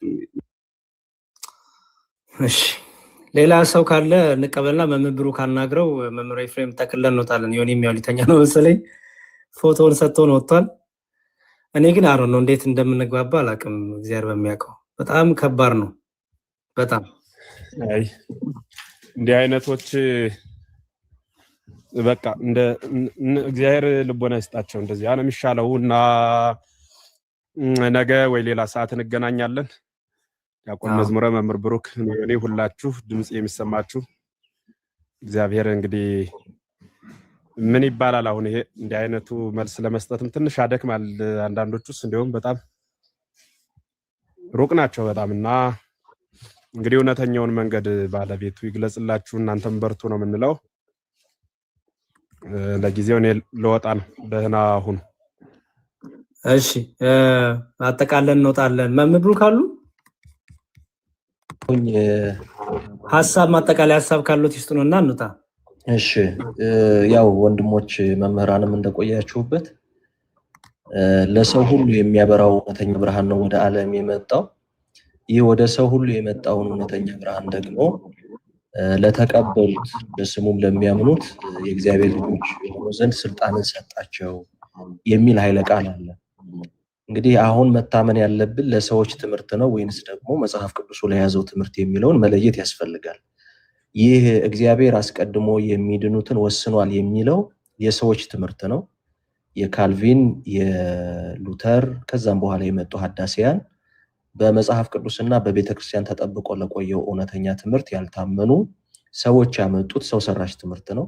መጽሐፍ ቅዱስ ግን ወደ ዓለም የመጣው ጸጋ ለሰው ሁሉ እንደመጣ ነው የሚነግረን። እንግዲህ የሚድኑትን መርጦ ከሆነ ለይቶ ለሰው ሁሉ ጸጋው መጣ መባሉ ትርጉም ያጣል በነገራችን ላይ። ስለዚህ የእግዚአብሔር ጸጋ የመጣው ለማን ነው ከተባለ ለሰው ሁሉ። የዮሐንስ ወንጌል ምዕራፍ 1 ቁጥር 9 ላይ ለሰው ሁሉ የሚያበራ እውነተኛ ብርሃን ወደ ዓለም ይመጣ ነበረ፣ በዓለምም ነበረ ይላል። ስለዚህ የገዛ ወገኖቹ ወደ ሆኑት መጣ፣ የገዛ ወገኖቹም አልተቀበሉትም ይልና ለተቀበሉት ግን በስሙም ለሚያምኑት የእግዚአብሔር ልጆች የሆኑ ዘንድ ስልጣንን ሰጣቸው። ስለዚህ ሰዎች ውድቀታቸው ከእግዚአብሔር የለያቸው ቢሆንም ፈቃዳቸውን እንዳይጠቀሙ ያደረጋቸው አይደለም። ሰው ከእግዚአብሔር ሲለይ እውነት ነው በኃጢአት በጉስቁልና ውስጥ ወድቋል። ነገር ግን እኛ ይሄ ሰው ሙት ነው ምንም ማድረግ አይችልም አንልም። ፈቃድ አለው አይደለም። ጽድቅን፣ ቅድስናን፣ ድህነትን ሊቀበልበት አይደለም ኃጢአትን ራሱ የሚያደርግበት እኮ ፈቃድ አለው። እንደዛ ካልሆነ ሰውየው ሙት ነው ሲባል ምን ማለት ነው? ከእግዚአብሔር የተለየ ነው ማለት፣ ከጸጋው የተለየ ነው ማለት እንጂ ነፃ ፈቃድ የለውም ማለት አይደለም። ስለዚህ እግዚአብሔርን የመቀበል ያለመቀበል፣ የመጣውን ብርሃን የመቀበልን ያለመቀበል ዝንባሌ ስላለው ለዚህ ነው ወደ ገዛ ወገኖቹ መጣ አልተቀበሉትም አለና ለተቀበሉት ግን ይላል። ስለዚህ ብርሃኑ የመጣው ጸጋው የመጣው መድኃኒቱ የመጣው ለሰው ሁሉ ነው የሚለውን ይሄን መደብ መያዝ ያስፈልጋል። ሐዋርያው የተወደደው ቅዱስ ጳውሎስ አንደኛ ጢሞቴዎስ መልእክቱ ምዕራፍ 2 ላይ ቁጥር 3 ላይ ሰዎችን ሁሉ ሊድኑና እውነቱን ወደ ማወቁ ሊደርሱ በሚወድ በእግዚአብሔር ነው የሚለው ሐዋርያው። በደንብ አስተውሉ። የእግዚአብሔር ፈቃድ ሰዎችን ሁሉ እንዲድኑ ነው የሚፈቅደው። እግዚአብሔር ፈቃዱ ይሄ ነው። የእግዚአብሔር ፈቃድ ሰዎች ሁሉ እንዲድኑ ነው። እንግዲህ የእግዚአብሔር ፈቃድ ከውሳኔው ጋር የሚጣረስ አይደለም። በደንብ ይሄን ማስተዋል ያስፈልጋል ወገኖቻችን። የሚድኑትን ወስኗል ካሉ የእግዚአብሔር ደግሞ ጥቂቶችን እንዲድኑ ከወሰነ እንዴት የእግዚአብሔር ውሳኔ ከፈቃዱ ይቃረናል? ምክንያቱም የእግዚአብሔር ፈቃድ ሰዎች ሁሉ እንዲድኑ ነው። አንደኛ ጢሞቴዎስ ምዕራፍ 2 ቁጥር 3 ላይ ሰዎችን ሁሉ እንዲድኑ ወይንም ሊድኑና እውነቱን ወደ ማወቅ እንዲደርሱ በሚወድ ነው የሚለው። የእግዚአብሔር ፈቃድ ሰዎች ሁሉ እንዲድኑ ነው። የእግዚአብሔር ፈቃድ ሰዎች ሁሉ እንዲድኑ ከሆነ የእግዚአብሔር ፈቃድ ከውሳኔው የተቃረነ አይደለም። ይሄን መያዝ ያስፈልጋል። ሌላው የመጨረሻው የማደርገው ነገር ይሄ የሰዎች ትምህርት፣ ይሄ እግዚአብሔር የሚድኑትን ቀድሞ ወስኗል የሚለው ትምህርት የእግዚአብሔርን ፍቅር፣ የእግዚአብሔርን ፈቃድ፣ የእግዚአብሔርን ፍርድ ጥያቄ ውስጥ ይከታል። አንደኛ እግዚአብሔር ለፍጥረት ያለው ፍቅር ፍጹም ነው፣ ለሁሉም ነው። ይሄ ግን ቀድሞ ወስኗል የሚለው ትምህርት የእግዚአብሔር ፍቅር ለሰዎች ሁሉ አንድ መሆኑን ጥያቄ ውስጥ ይከታል። እግዚአብሔር እኮ ፍቅሩን ፍጹም ያደረገው ለሰው ሁሉ አንድ ፍቅር ስላለው ነው እግዚአብሔር። ሁለተኛ ፈቃዱን ጥያቄ ውስጥ ይከታል። ቅድም ያልነው የእግዚአብሔር ፈቃድ ሰዎች ሁሉ እንዲድኑ ከሆነ እግዚአብሔር በውሳኔው ጥቂቶች እንዲድኑ ሊወስን አይችልም። ምክንያቱም ፍርዱ ውሳኔው ከፈቃዱ የሚነጠል ስላልሆነ። ሶስተኛ ፍርዱን ጥያቄ ውስጥ ይከታል ስንል ምን እያልን ነው? እንዴት ነው ሰዎች ነፃ ፈቃድ ከሌላቸው እግዚአብሔር የሚኮንናቸው ወይ ወደ ፍርድ የሚጣሉት ወደ እግዚአብሔር መንግስት የማይገቡት ሰዎች የማይገቡት በምን ምክንያት ነው? ተወስኖባቸው ከሆነ እኮ በእነዚህ ሰዎች ራሱ መፈረዱ አግባብነት የለውም ማለት ነው። እናንተ የአባቴ ብሩካን ወደ እኔ ኑ ብሎ ሽልማት የሚሰጣቸውም የሚሸለሙት እሱ ስለወሰነላቸው ከሆነ ክብርና ምስጋና ይገባቸዋል። እናንተ ርጉማን ከዚህ ተለዩ ብሎ ደግሞ ከመንግስቱ የሚለያቸው እሱ ቀድሞ ስላልመረጣቸው ከሆነ እነዚህ ሰዎች የእግዚአብሔር መንግስት ማጣታቸውና መኮንናቸው ምንድነው? ትርጉም ይሰጣል? ትርጉም አይሰጥም። ስለዚህ ወገኖቻችን ለሰው ትምህርት ከመታመን ወተን በእውነት በቤተክርስቲያን ተጠብቆ ለኖረው የእውነተኛ ትምህርትና ለመጽሐፍ ቅዱስ ትምህርት መታመን ያስፈልጋል። የሁላችን ጥሪ ወደዚህ እንድትመጡ ስለሆነ ሁላችሁም ይሄን በፍቅር በትህትና ሰምታችሁ ወደ እውነት መንገድ እንድትመለሱ ጥሪ እናስተላልፋለን። እስካሁን በዚህ አገልግሎት የቆያችሁ ወንድሞቻችን መምህራን እግዚአብሔር ሁላችን የምናፈቀውን የህይወትን ቃል ያሰማልን እላለሁኝ። አመሰግናለሁ። ዲያቆን መዝሙር ያሬድ። እሺ፣ እግዚአብሔር ይስጥልን መምህር፣ በጣም እናመሰግናለን። ቃሎት ያሰማልን። ማጠቃለያ እንግዲህ የዛሬው ትምህርታችን ምንድን ነበረ? በጸጋ ብቻ የሚለውን ይሄ ሶላ ግራሻ፣ ሶላ ፊዴ፣ ሶላ እየተባለ ብቻ የሚለውን የሉተርን ትምህርት በቤተክርስቲያን ታሪክ የሌለ በነበረችው በጥንቷ ቤተክርስቲያን የሌለ ትምህርት ሉተር ይዞ መጣ። ሪፎርም ነው ሀዳሲ ተብሎ ይዞ መጣ። ያን ትምህርት ላይ ግን እነ ካልቪንም ሌሎችም ጸብ ነበራቸው ከሉተር ጋር። የፕሮቴስታንቶች አባቶች ወይም ሐዳሲያን የተባሉ ማለት ነው። ጸጋ ብቻ እኛ ጋር ሲመጡ ወንድሞቻችን ጸጋ ብቻ በሚለው በአምስቱ ሶላዎች እንስማማለን ይሉናል። ትምህርቱን ግን ዛሬ ገልጠን ስናየው ግን በትምህርቱ አትስማሙም።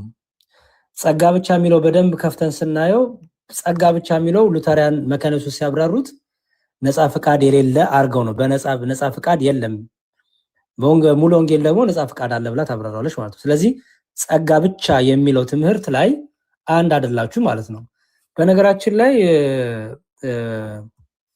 ይሄ ካውንስሉ የፕሮቴስታንት እምነትን ወይም በፕሮቴስታንት ስር ያሉትን አንድ ለማድረግ ያው የተቋቋመው ካውንስል ነው ይሄ እና የኢትዮጵያ ወንጌል አማኞች አብያተ ክርስቲያናት ካውንስል ይላል።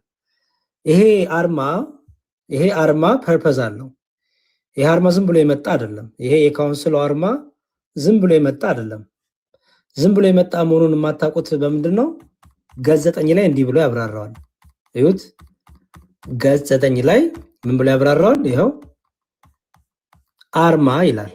አርማ የካውንስሉ አርማ የሚከተለው ይላልና ይሄን አርማ ያመጣል። ይሄን ያደረጉበት ምክንያት ለምንድን ነው ይላል? ይሄው መጽሐፍ ቅዱስ መኖሩ መጽሐፍ ቅዱስ ካውንስሉ በእግዚአብሔር ቃል ላይ የተመሰረተ አስተምሮ እንዳለው ይላል። እቺ መጽሐፍ ቅዱስ ምልክቷ። ከዛ ደግሞ መስቀሉ ደግሞ ይላል። ይሄ መስቀል ደግሞ የኢየሱስ ክርስቶስን የመስቀል ስራ የሚያመለክት ነው ይላል። እቺ ምልክት ይሄ ይታያችኋል። የቢጫው እና የተለያየ ኤክስ ኤክስ ኤክስ ኤክስ የሚመስል የተለያየ ከለር ያለው እሱ ደግሞ ምንድነው ይላል? ይሁት መደቡ ላይ ያሉ የተያያዙ ቅርጾች ይላል የተለያየ እድሜና አስተምህሮ ያላቸውን ይላል። ይሄው ይሁት ይሄ ማለት ነው። እነዚህ ምታቸው የተያያዙት የተለያየ መስመሮች ምንድናቸው ይላል? የተለያየ እድሜና አስተምህሮ ያላቸው ቤተ እምነቶች ይላል። ህብረቶችን የያዘ ነው ይላል። ስለዚህ እኛ አይደለንም ማለት ነው። ቤተ እምነት የተለያየ አስተምህሮ ያላችሁ ናቸው ያልነው እኛ አይደለንም ማለት ነው። የተለያየ የእምነት አስተምህሮ ያላችሁ ያለው ራሱ ካውንስሉ ነው። ስለዚህ ጸጋ ብቻ ስትሉ ሉተሪያን ወይ መካኒስቶችና ጴንጤቆስታሎች አንድ አይነት አይደለም። ጸጋ ብቻ ስትሉ ሙሉ ወንጌልና ሉተሪያን አንድ አይደላችሁ። ለምን? በእምነት አስተምህሮ የተለያያችሁ ስለሆነ ማለት ነው። ስለዚህ አሁን እኛ ጋር መጣችሁ ጸጋ ብቻ እኛ እኮ አምስቱ ብቻዎች አንድ ያደርጉናል ካላችሁ ውሸት ነው። ምክንያቱም ትምህርቱን ከፍተን ስናየው እያንዳንዱን ዶክመንቶቻችሁን እያየን ስናይ ቀደም እንዳሳየሁት ይሄ የመጽሐፈ ስምምነት ነው። ይሄው እዚህ ላይ ጸጋ ብቻ እምነት ብቻ የሚለውን ስናየው የሰው ልጅ ነፃ ፍቃድ እንደሌለው ያሳያል። ይሄ ደግሞ የማን ነው? ይሄ ደግሞ የሙሉ ወንጌል ነው። የሙሉ ወንጌል ላይ ደግሞ የሰው ልጅ ነፃ ፍቃድ አለው፣ በነፃ ፈቃዱ ነው የሚድነው የማይድነው ብላ ታስተምራለች። መካነ ኢየሱስ ደግሞ ነው ነፃ ፍቃድ የለው። እግዚአብሔር ነፃ ፍቃድ ስለሌለው ያንን ሰው ራሱ ያድነዋል፣ ሪጀነሬት ወይም ሪቦርን ያደርገውና ከዛ እንዲያምን ያደርገዋል። መካነ ኢየሱሶች ምንድነው? ሙሉ ወንጌሎች ለማመንም ነፃ ፍቃድ አለው ይላሉ። ጸጋ ብቻ የሚለው ትምህርት ላይ ማለት ነው። እነዚህ ደግሞ አይ ነፃ ፍቃድ የለውም ይላሉ። እንዲያውም ሉተር ሚላል ቅድም ስናነበው ዮኒ ነፃ ፍቃድ ምንም ነንሰንስ ትርጉም የማይሰጥ ነገር ነው ብሎ ነው ያስቀመጠው። እዚህ ላይም ምንም ማድረግ አይችልም፣ በነፃ ፈቃዱ የሰው ልጅ ማመንም እግዚአብሔርን መከተልንም አይችልም፣ መንፈስ ቅዱስንም መቀበል አይችልም ብለው መካነ ኢየሱሶች ያስተምራሉ። ተቃራኒው ደግሞ ሙሉ ወንጌል ደግሞ ጸጋ ብቻ ብላ ጸጋውን በእምነት ካልተቀበለ በነፃ ፈቃዱ ካልተቀበለ አይድንም ትላለች። ደግሞ መዳንም አለመዳንም በእጁ ነው ትላለች። በነፃ ፈቃዱ ላይ ሙሉ ወንጌል። መካነ ኢየሱስ ደግሞ ነው በእጁ አይደለም በነፃ ፈቃዱ አይደለም ትላለች።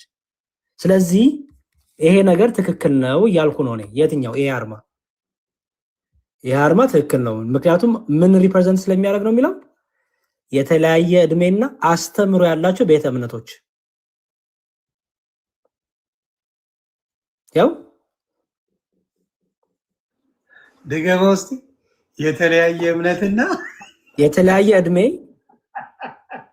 እና አስተምህሮ ያላቸውን ቤተ እምነቶች። ስለዚህ ይሄ ብሔር ብሔረሰብ ነው የምትለኝ?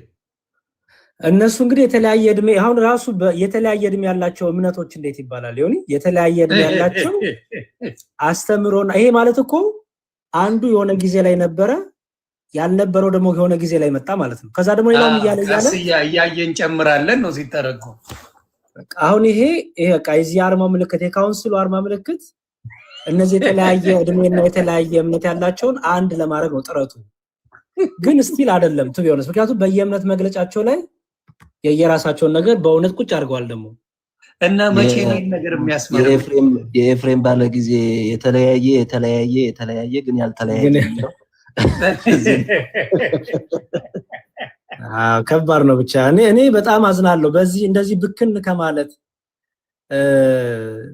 እግዚአብሔር እንዳሳርፋችሁ። በነገራችን ላይ መዝሙሩ ያሬድ አትፍረድ አይነግራችሁም ሰው ይሄንን አይናገሩ አቃለሁ እግዚአብሔር ምስክሬ ነው ማለት አንድም ሰው ወደ ጌታ ነው ብለው ሲሰክሱ ለአንድም ሰው እንደዚህ አይነት ነው ትምህርታችን ብለው አስተምሩ ገባ።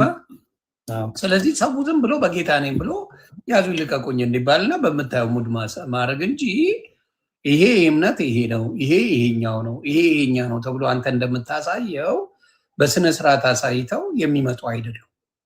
እንዳልሆንማ ራሳቸውም ያውቁታል። ግን አለ አይደለ አንድነታቸውን የሚያሳዩት ስለ ኦርቶዶክስ ማውራት ሲፈልጉ ብቻ እንዳለ ተሰብስበው አንድ ሆነ ይመጣሉና ለዚህ ነው አንተ አሁን በጥበብ የመጣህበት አለ ከየትኛው ቤተ እምነት ነው ብለህ የነሱን አውጥተህ ታሳያለህ።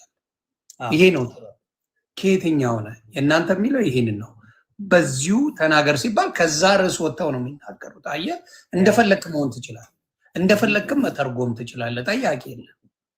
ምንም ቤተክርስቲያናችን በዚህ ነው የሚተረጎመው ብላትልም አሁን ኦርቶዶክስ የራሷ የምትተረጉመው እንትን አላት። እና በነገራችን ላይ ትላንትና ያልከውን መጽሐፍ እዚህ ላይ ሰምቶ አንድ ወንድሜ ዮኒ ማኛ ልክልሃለሁ ብሎኝ ነገ ከነገ ወዲያ ያገኘዋለሁ።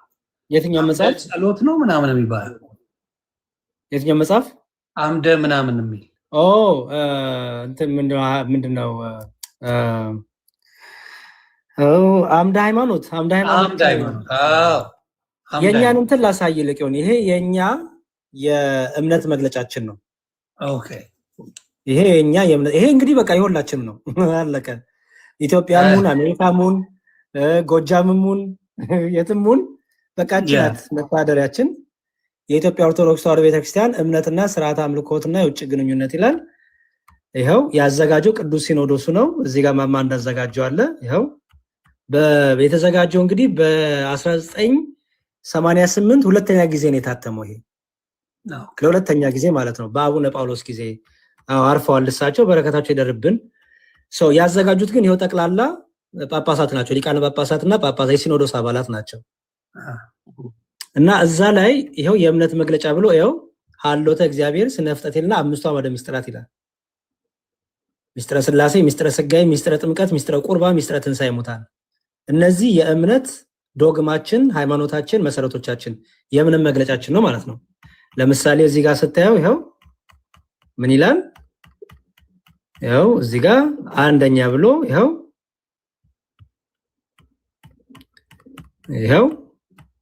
ሀሎ የእግዚአብሔር ሀሎትን ታምናለች፣ የእግዚአብሔር መኖሩን ታምናለች።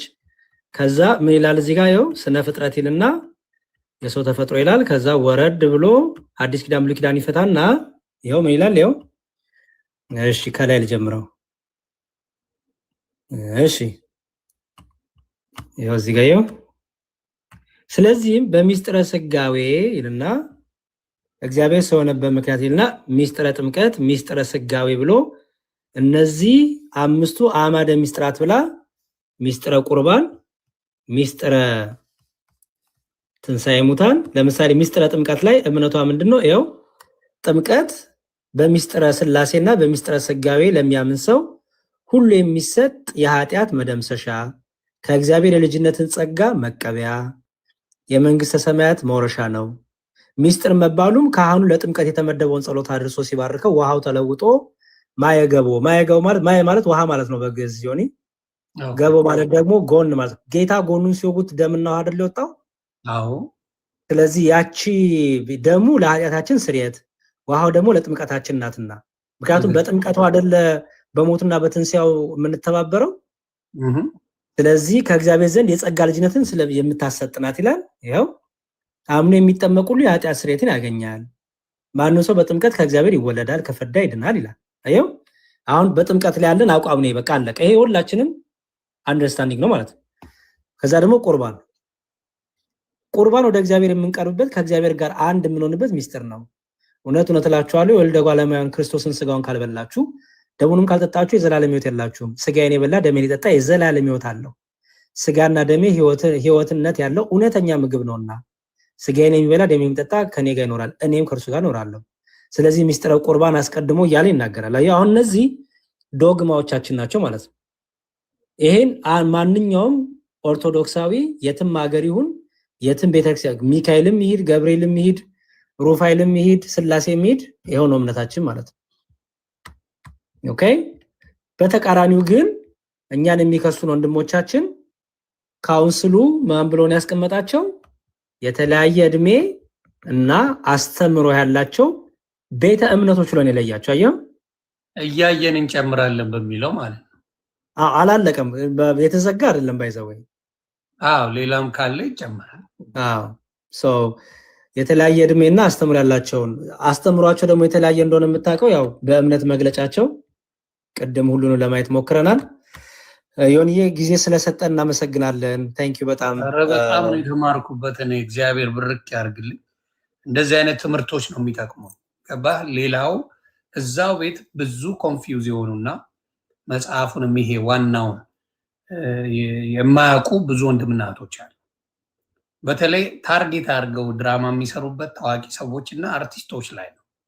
ገባህ? አርቲስቶች አሁን ለምሳሌ ለወንጌል ብዙ ጊዜ ቅርብ አይደሉም።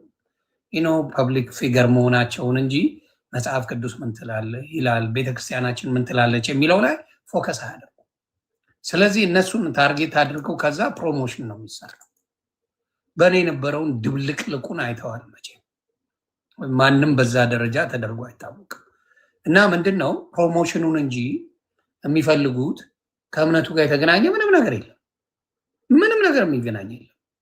ስለዚህ አሁንም መደረግ ያለበት ይሄን ደጋግሞ በመናገር እነሱ እንዲማሩ እውቀቱን እንዲወስዱ የነሱ ምን እንደሚል እያንዳንዱ መካነ ኢየሱስ የምትለው ቃለ ሕይወት የምትለው መሰረተ ክርስቶስ የምትለው ሙሉ ወንጌል የሚሉት የተለያየ አይነት ትምህርት እንደሆነ እንዲያውቁት ማድረግ። ከዛ እርስ በራስ አንዱን ክርስቶስ ሊስማሙበት አልቻሉ።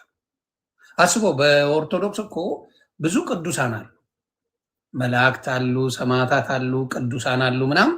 በሱ እንኳን ልዩነት አልተፈጠረም። በአንዱ እናምኗለን በሚሉት በአብ ወልድ በመንፈስ ቅዱስ በሱ ነው የተለያዩት። በሱ በአንድ ከተለያየ በሌላ እንዴት ነው የምትግባባው? እና ይህን ደጋግሞ ህዝቡ እንዲያውቀው ኢቭን ሌላው ምዕመን የኦርቶዶክስ ምዕመን ሲጠየቅ ከየት ነህ ብሎ መጠየቅ እንዲጀምር ተግባባል። የትም ቤት ሲገባ መጀመሪያ ከየት ነህ ከሆንክ ይሄ ነው ብሎ ሲነግረው ደንግጦ ያባረዋል ከቤቱ እና ሊነጋገሩ ፈቃደኛ አይሆኑም። እና በጣም ልዩ ትምህርት ነው ዛሬ። እኔ በጣም ነው ስጽፍ የነበረው ስከታተልም የነበረው። ሌሎቻችሁም ተከታተላችኋል። እንግዲህ እንደምታዩት ሲገቡ ከራሳቸው ነው እንጂ የሚያወሩት የሚባለውን እንኳን አያውቁም። ፈጥረው ነው የሚያወሩት። የሚባለው ቤተክርስቲያን ያስተማራቻቸው የነሱ ቸርች ያስተማራቸው ምንም የሚያውቁት ነገር የለም። እና ያንን ነው የምለው። እንደው መምህር ብሩክ መጨረሻ ላይ የሚሉትም ካለ አስተምሩንና ማጠቃለያ እናደርጋለን። ተባረኩ። ከስር ክላስ የምታደርጉን ተባረኩ። በዚህ አጋጣሚ ደስ ብሎኛል። ከመምጣት በፊት ማጠቃለያ ሰጥቻለሁኝ። እግዚአብሔር ይባርክህ። ብዙ ልጆች የተማሩበት ነው። እግዚአብሔር ይስጥልን። በዋናነት ግን ያው ገርልና ድርሳን የሚዋልባቸው ለምንድን ነው የሚለው አሁን እየታወቀ ነው። ይሄ መሰረታዊ የሆነው ትምህርት እንዲከደን እንዲሸፈን መሰረታዊ የሆነው ነገር እንዳይወራ ከመፈለግ አኳያ እንደሆነ በደንብ ብዙ ሰው እየተረዳ እንዳለ አስባለሁኝ። ይሄን ለማለት ነው። አመሰግናለሁ። አሜን። ዋናው እሱ ነው የተፈለገው። እቺን ለመደበቅ የሚሯሯጡባት መንገድ አሁን እግዚአብሔር ይመስገን ነገሩ እየተከፈተ ነው። ነገሩ እየታወቀ ነው። ምን እንደሆኑ እያወቁ ነው። እና ብዙ ሰዎች ኦርቶዶክስን እንደ አዲስ እየተዋወቋት እንደ አዲስ እና እግዚአብሔር ይባረክ ነው ምለው። መዝሙር ያሬድ የምትለው ካለ በለኝና። አይ በቃ ሲሆን ታንኪዩ በጣም ያው ጥሩ ጊዜ ነበረን። አንተም ጥሩ ጊዜ ሰጥተናል። ትልቁ ነገር ምንድነው መጽሐፋቸውን ያነበብነው አለቀ። ሰው መጽሐፍን ያነበብነው የራሳችሁን ቤተ እምነት መጽሐፍን ያነበብነው። እኔ ስድቡ ለምን እንደመጣ ባይገባኝም መጽሐፍን ያነበብነው። ያ ደግሞ ያነበብነው እኛ የጻፍነው አይደለም፣ የራሳችሁ የቤተ እምነት መገለጫ ነው። ቤተ እምነቱ ይሄ የእምነት መግለጫ ነው ብላ ኦፊሻሊ መካነ ኢየሱስም ሙሉ ወንጌልም ገነት ቤተክርስቲያን ሌሎቹ የሚያወጡትን ነው ያነበብነው። ያንን በማንበባችን ለምን እንደምትበሳጩ እኔ አልገባኝም። ቱ ቢ ኦነስት የኛን መጽሐፍ ብታነቡ የእምነት መግለጫችንን ብታነቡ በደስታ ነው የምንቀበላችሁ። ግን ያ ሁሉ ስድብ ለምን እንደመጣ አላውቅም። በእርግጥ ሜቢ ስለማታውቁት ይሆናል የቤተ እምነታችሁን መጽሐፍቶች። ኢትስ ኦኬ ብትሰድቡንም ኢስ ፋይን፣ ያው ታውቁታላችሁ ብዬ አስባለሁ። በተረፈ ግን ዮኒዬ ምንድነው ይሄ ጸጋ ብቻ ክብር ለእግዚአብሔር ብቻ እምነት ብቻ የሚባለው ነገር ከላይ ነው እንጂ እንስማማለን የሚባለው ወደ ዝርዝሩ ስገባ ግን ፈጽሞ አይገናኝም። በተለይ ጸጋ ብቻ የሚለውን አየን። በሌላ ቀን ደግሞ እምነት ብቻ የሚለው ሉተሪያን ሲፈቱት ከሚስጥራት የተለየ አይደለም፣ ከቁርባንና ከጥምቀት የተለየ አይደለም ሉተሪያን ሲፈቱት። ምክንያቱም ያለ ጥምቀትና ያለ ቁርባን አይዳንም ብለው ስለሚያምኑ ማለት ነው። ሙሉ ወንጌሎች ሲፈቱት ግን ሌላ ነው። ግን እምነት ብቻ የሚለውን ግን ይናገራሉ። አየው። ስለዚህ ይሄንን ነገር የሚያየንበት ነው። ሳትወጡ በፊት የራሳቸው ሰው ያሉትን አንድ ነገር ላሰማችሁ። እሺ ካላችሁ እሺ ወደ ውጭ ሀገር ልጅ ነበር። እሺ እና በሄድኩበት ጊዜ የመጀመሪያው ጥያቄ የቀረበልኝ እናንተ ሀገር ታቦት አለ አለኝ። እኔ በሉተራን ቸርች ወይም በዚህ በሉተራን ቸርች ጋር በነበረ ልምድ ልውውጥ ነው በወቅቱ ወደ ስዊድን ሀገር የሄድኩት እና እዛ ያለው የሚያስተናግዱ ሰዎች ሀገራችሁ ታቦት አለ አይተህ ታውቃለህ ወይ ነክተህ ታውቃለህ ወይ ነበር የመጀመሪያው ጥያቄ። ለእኛ ያን ያህል እንትን አልነበረም፣ ለእነሱ አይቻለሁ። ነክተህ ታውቃለህ? መንካት ነክቼ አላውቅም እኔ በግሌ ያልኩት እና ኢትዮጵያን አንሸንት ክርስቲያን ሀገር ናት፣ የጥንት ክርስቲያን ሀገር ናት ብሎ በጣም ነው የሚያከብሩት እና ገርሞኛል። እና አንዱ የሚያከብሩት በዛ ምክንያት ነው። ከዛ ሀገር ደግሞ ስዞር ምን ተፈጠረ? እዛው የመካነ ኢየሱስ አሁን ሉተራን፣ ፕሮቴስታንት ምናምን ቤቴል ምናምን ይባላል አይደል? እዛ አሁን ያሉ ሉተራን ቸርቾች እዛ ሀገር ቸርቾቹ ስያሜያቸው አንዱ ጫፉ ላይ ዶሮ ነው ያለው ቸርቹ። አዎ የኛ የፔንቴ ማለት ነው። ሴንት ፒተር ቸርች ላይ የቅዱስ ጴጥሮስ ቤተክርስቲያን ነው እንዴ? ምንድነው ዶሮ ስለ 3 ጊዜ የቀረበት እና ቤተክርስቲያን ነው ነው ዶሮ እዛ ላይ አለ። ሌላው ደግሞ አንድ ቸርች ህንጻ ውስጥ ስገባ የጊዮርጊስ እንትኑ ሲገለው ጦር ይዞ ይሄ ምንድነው ዘንዶ የጊዮርጊስ ጦር ይዞ የሚገለው የለም ዘንዶ። እሳ ደግሞ ቅዱስ ሴንት ጆርጅ ቸርች ይላል። እሱ ደግሞ የማን ነው? የፕሮቴስታንት ነው። የፕሮቴስታንት ቸርች የፕሮቴስታንት ቸርች ሆኖ ቅዱስ ጊዮርጊስ ቸርች። አዎ እሱ ቅዱስ ጊዮርጊስ ቸርች ነው። ከዛ ደግሞ አንድ ቸርች ደን ጎበኘን፣ ሴንት ሜሪ ቸርች ይባላል። እሱ ደግሞ የቅድስት ማርያም ቤተክርስቲያን ማለት ነው። እዛ ሀገር እንትን የምንለው እንዳውም እኔ ከመጣሁ በኋላ እንዲህ ኮንቴክስቹዋላይዝ ማድረግ ያስፈልጋል። ዝም ብሎ የቦሌ ቸርች እንትን ቸርች የጉለሌ ቸርች ምናምን ከምትል ጉለሌ ቤቴል ቅድስት ስላሴ፣ ቦሌ ቤቴል ምንድነው መድኃኔዓለም ቤተክርስቲያን ምናምን እያለ መቀጠል ለምን አንችልም? ምንድነው ችግሩ የሚልሉ ኮንሰፕት ይዤ ኮንቴክስቱን ለመጠበቅ ወደፊት እንደሱ ነው እኛ የምንሰራቸው ቸርቾቻችን እንደሱ እናስመርቃለን። ሌሎቻችሁም ከዚህ እንደምትወስዱ ተስፋ አደርጋለሁ። ከዚህ በኋላ ቅዱስ ገብርኤል ቸርች፣ ቅዱስ ሚካኤል ቸርች አይነት ነው ሚሉታሉት። ቅዱስ ገብርኤል ሳይሆን እኛ ለምሳሌ አማኑኤል ኢየሱስ ስለ ኢየሱስ ቅዱስ ጊዮርጊስ ቸርች ካታል ቅዱስ ጊዮርጊስ ቤተክርስቲያን ከተባለ በእኛ ነው አብስ እንደ ኢትዮጵያ ነው የሚል እንደ ኢትዮጵያ ነው የሚል እንደ ኢትዮጵያኛ አሁን እናሳልቅ አድርገን ያስቀምጥ ነው። መድኃኔዓለምን መርጠናል፣ ኢየሱስ ቤተክርስቲያን መርጠናል፣ ክርስቶስ ቤተክርስቲያን መርጠናል። በዚህ ስሞችን መሰየም እንዳለብን የአጥቢያ ቤተክርስቲያናት ሲሰየሙ አማኑኤልን መርጠናል፣ ስላሴን መርጠናል እና እነዚህ አይነት አለ አይደለም። እና በእነዚህ መሰየም ትችላለህ። ምን ችግር አለው? ስሙን ዝም ብለህ አሁን ለምሳሌ ሁሩሙ ኦኔሲሞስ ነሲ የተወለደበት ላይ መካነ ኢየሱስ አንድ ቸርች ምን አለች? ኦኔሲሞስ ነሲ በአጥቢያ ማህበረ ምዕመናን ብላለች። በኦኔሲሞስ ነሲም ከተሰየመ ምንድን ነው ችግሩ?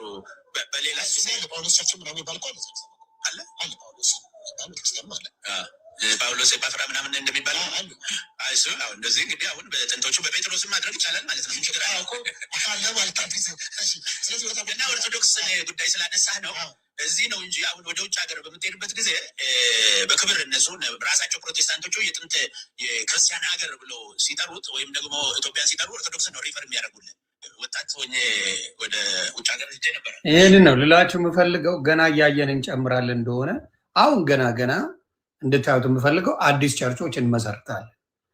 ስማቸውን ደግሞ እንደ ሌሎቹ ሀገሮች እንደ አዲስ ደግሞ ስማቸውን እንቀይራለን እያሉ የሚያስተምሩ እና በቃ እያየን እንጨምራለን እንደሆነ በዚሁ እንድታዩት ነው። ከራሳቸው አንደበት ነው ይሄን የሚናገሩት። እያየን እንጨምራለን። በቃ አሁን እንደ አዲስ ኦርቶዶክስ ግን ወጥ ሆነ የመጣችና የነበረችውን በሙሉ የምታረግ እንግዲህ ቅዱስ ጊዮርጊስን እናንተ ተጣሉ። እንግዲህ ከዚህ በኋላ ኦርቶዶክስ ብቻ ሳይሆን ፔኔኮስታን ሉተራውያን ቅዱስ ጊዮርጊስን ቸርች ብላ የመሰረተች ቸርች አላቸው እንዳለች ነው የሚናገረው። ያንን ለማለት ነው። ከዚህ ላይ ብዙ ትምህርት ወስዳላችሁ። ካስፈለጋችሁ እና ያሬዶም ሼር አደርግልሃለሁ። እንደዚህ ነው እንግዲህ ያለው ነገር ይሄን ይመስላል። በቃ ይሄ እኮ የታወቀ ነው እኮ ዮኒ። አሜሪካ ሀገርማ ታውቀዋለህ አንተም ዞር ብትል በሉተሪያን ቸርች ብዙዎቹ በቅዱሳን ስም የተመሰረቱ ናቸው። የጊዮርጊስ በተለይ ብዙ ነው ያለው። የጊዮርጊስ ብዙ ነው ያለው። የድንግል ማርያም ብዙ ነው ያለው። የጳውሎስ፣ የጴጥሮስ፣ የማርቆስ አለ፣ የበርናባስ አለ። ባለፈው እንኳን ያቻለው እና ብዙ ነው ያለው። እንዲያውም የሉተሪያን ኢቭን ቀን አላቸው ባይዘው 365 ቀኑ ልክኛ ስንክሳር ብለን ቅዱሳን እንደምናስበው እነሱም በእያንዳንዱ ቀን ቅዱሳንን የሚዘክሩበት የቅዱሳን ጸሎት ራሱ ለብቻው ያለበት ስም ዝርዝር አላቸው አለ። እሱም በሌላ ቀን አሳያለሁ። ሙሉ ስም ዝርዝራቸው የጠራ ማለት ነው። ሊትረጂያቸው ላይ የሴቶች ቀን ምናምን እያለ ይከበር የለ እንደዚህ በጣም ፕሬዚዳንት ዳይ ምን እየተባለ ይከበር የለን። በጣም የሚያሳዝነው እኛ ሀገር ላይ ልክ በቅዱሳን ስም ለመታሰቢያ አብያተ ክርስቲያናት እንደዚህ ሲሰየሙ በጣም ፕሮፓጋንዳ ነው ሲሰሩባቸው የነበረው። ልክ እንደምናመልካቸው ሌላ ባዕድ አምልኮ እንደምንከተል ልክ የማቴዎስ ወንጌል የሚል የኢየሱስን ወንጌል የያዘ ሰው በኢየሱስ ቤተክርስቲያን የከሌ ብሎ ቅዱስ ሲሰየም መታሰቢያ ብሎ መረዳት ሲቻል ሁሉም ነገር ማረጋገጫቸው እነሱ ፈረንጅ ነው ማለት ነው። አያቸው አሁን ፈረንጅ ሲያዩ አሃ ልክ ነበሩ ማለት ነው ብሎ እንደገና ማሰብ። ስለዚህ የእውነት መለኪያቸው ራሱ ነጭ ነው ማለት ነው። አሁን እንግዲህ ከቤተክርስቲያን ከጥንታዊቱ ፊት አንጻር ቤተክርስቲያን በታሪኳ እንዴት መጣች የሚለው ሳይሆን አንድን ነገር ለማረጋገጥ ግዴታ እነሱ እምነታቸውን የተቀበሉባቸው ነጮች ሄደው ማየት አለባቸው ማለት ነው። እና ያሳዝናል ብቻ። ዋናው እነሱ ነው። ዮኒ ትልቁ አገኘና ላሳየህ አንድ ነገር ላሳየህ። ደስ ይለኛል። የተናገርኩት ነገር ትክክል እንደሆነ ዝም ያው እኛ ያለምንም አናወራም ትላለህ። እንግዲህ ምን ይደረግ? እሺ ይሄ የሉተሪያን ዌብሳይት ነው። ያው ሊትሬጂ አርካይቭ ይላል። ላይንት ይልና የሉተሪያን ነው። እዛ ላይ ገብተህ the saints የሚላል እና the saint የሚለው ስትነካው ሉክ ይኸው ከነቀናቸው ኖቬምበር 30 ማጂ ጋር አበሻ እኮ የለም እኮ የፈረንጅ ነጭ ካለ የሚቀበለው እንጂ እንዳለ ይሄን ስተክስላቸው እኛ ያገባንም ይላል። ከዛ ይሄ ፊስት ዴይ ነው ባይዘው ፊስት ዴይ በዓል የሚያደርጉበት ነው ለነዚህ ለቅዱሳን። ይኸው በየቀኑ ኖቬምበር፣ ዲሴምበር 4፣ ዲሴምበር 3፣ ዲሴምበር 6፣ ዲሴምበር ይኸው ሆሊ ፋሚሊ ዴይ፣ ሴንት ስቴፈን የስጢፋኖስ የቅዱስ ስጢፋኖስ፣ ጆን ዳ አፖስትል የዮሐንስ ወንጌላዊ ይኸው ለምሳሌ ኤፒፋኒ ባፕቲዝም ኦፍ ዘ ሎርድ፣ ሜሪ ዘ ማዘር ኦፍ ጋድ ጃንዋሪ 1፣ ሆሊ ኔም ኦፍ ጂሰስ። ይሄ ሁሉ የሚታሰብ ነው እንግዲህ ቤዝል ኦፍ ግሬቴን፣ ግሬጎሪ ኦፍ ናዛኒያን፣ የሆሊ ኔም ኦፍ ጂሰስ፣ ኤሊዛቤት። ይሄ ሁሉ ቅዱሳን በየዕለቱ የሚታሰቡ ናቸው። ይኸው ኤፕሪል፣ ሜይ ከሜይ 1 እስከ ሜይ 31 ያው ከኤፕሪል 1 እስከ ኤፕሪል 30 ከጁን 1 እስከ ጁን 30 ከጁላይ 1 እስከ ጁላይ 31 ይኸው። ስለዚህ አሳ ጎርጓሪ ዘንዶ ያወጣል ነው ነገሩ። እኔ ገባ ያው የትራዲሽኑን ስለያዙ እነሱ ይዘውታል የትራዲሽኑን ስለያዙ። ግን አይ ዶንት ቲንክ ብዙ ሰው የሚያውቅ አይመስለኝም። በተለይ ፔንቴኮስታሎች they don't know ምንም ነገር የለም እኮ እኛን ከ1 እስከ 30 እያሉ በዓል ታከብራላችሁ ቅዱሳን ትጠራላችሁ ያሉ መከራ ሳይሆን ሰድ ብቻ አንድ ሰው አይኖርም። እውነቱን ልንገር ግን ቃየው እነዚህ ሁሉ እንግዲህ አመት ሙሉ ወሳኟ ኪቦርዷ ናት። እሷን ብቻ መውሰድ ነው። እነዚህ ሁሉ የሚታሰቡ ቅዱሳን ናቸው። እነዚህ ሁሉ ይኸው እነዚህ ሁሉ አመቱ ሙሉ ስም ዝርዝር ነው የማሳየው። ይኸው እንግዲህ በሙሉ ከ1 እስከ 30 ለዛም በአልፋቤት ነው ያስቀመጠው። እና የሚገርም ነው። እግዚአብሔር መልካም ነው እንደዚህ አይነቶቹን ፈጣሪ ስለገለጠ። ይሄ የአፖስቶሎችና የሜጀር ሴንትስ ወይም ዋና ቅዱሳን ወይም ታላላቅ ቅዱሳን የሚባሉ የእነሱ ደግሞ ለብቻ የሚታሰቡበት ቀን አለ በደንብ። ምክንያቱም ለብቻ ተለይተው ሐዋርያትና ዋና ቅዱሳን እንትን የሚሉበት ለምሳሌ ክራይስት ኪንግ ኢየሱስ ክርስቶስ ክራይስት ኪንግ፣ ከዛ ሜሪ ድንግል ማርያም፣ ጆሴፍ፣ ሆሊ ፋሚሊ፣ ፒተር፣ ፖል፣ ጄምስ፣ አንድሪው፣ ጆን ደ አፖስትል፣ ጆን ደ ባፕቲስት፣ ማቲው፣ ማርክ፣ ሉክ፣ ቶማስ፣ ፊሊፕ ኤንድ ጄምስ፣ ሳይመን ኤንድ ጁድ፣ ሴንት በርናባስ፣ ሜሪ መግዳላን፣ ማቲያስ፣ ስቴፈን። እነዚህ ሁሉ ሜጀር ሴንትስ እና አፖስትል ተብለው የሚታሰቡ ናቸው። ዋው! እና ፊስት ዴይ ያላቸው እያንዳንዳቸው የሚታሰቡበት የሚዘከሩበት ቀን አለ ማለት ነው። ሰምታችኋል እንግዲህ ያለው ለሚፈልግ ሰው ይኸው the literature archive ይላል። ያው ጠቅላላ የሉተሪያን ሊትሬቸር የያዘ ነው። ያው welcome, this site is an attempt to gather into the one place various liturgies, prayers, sermons and anything else that Christian may find useful for prayer, contemplation and edification. I hope you are blessed by your visit. Literature archive, daily devotionals, prayers, Bible and reference, readings አለው ማለት ነው።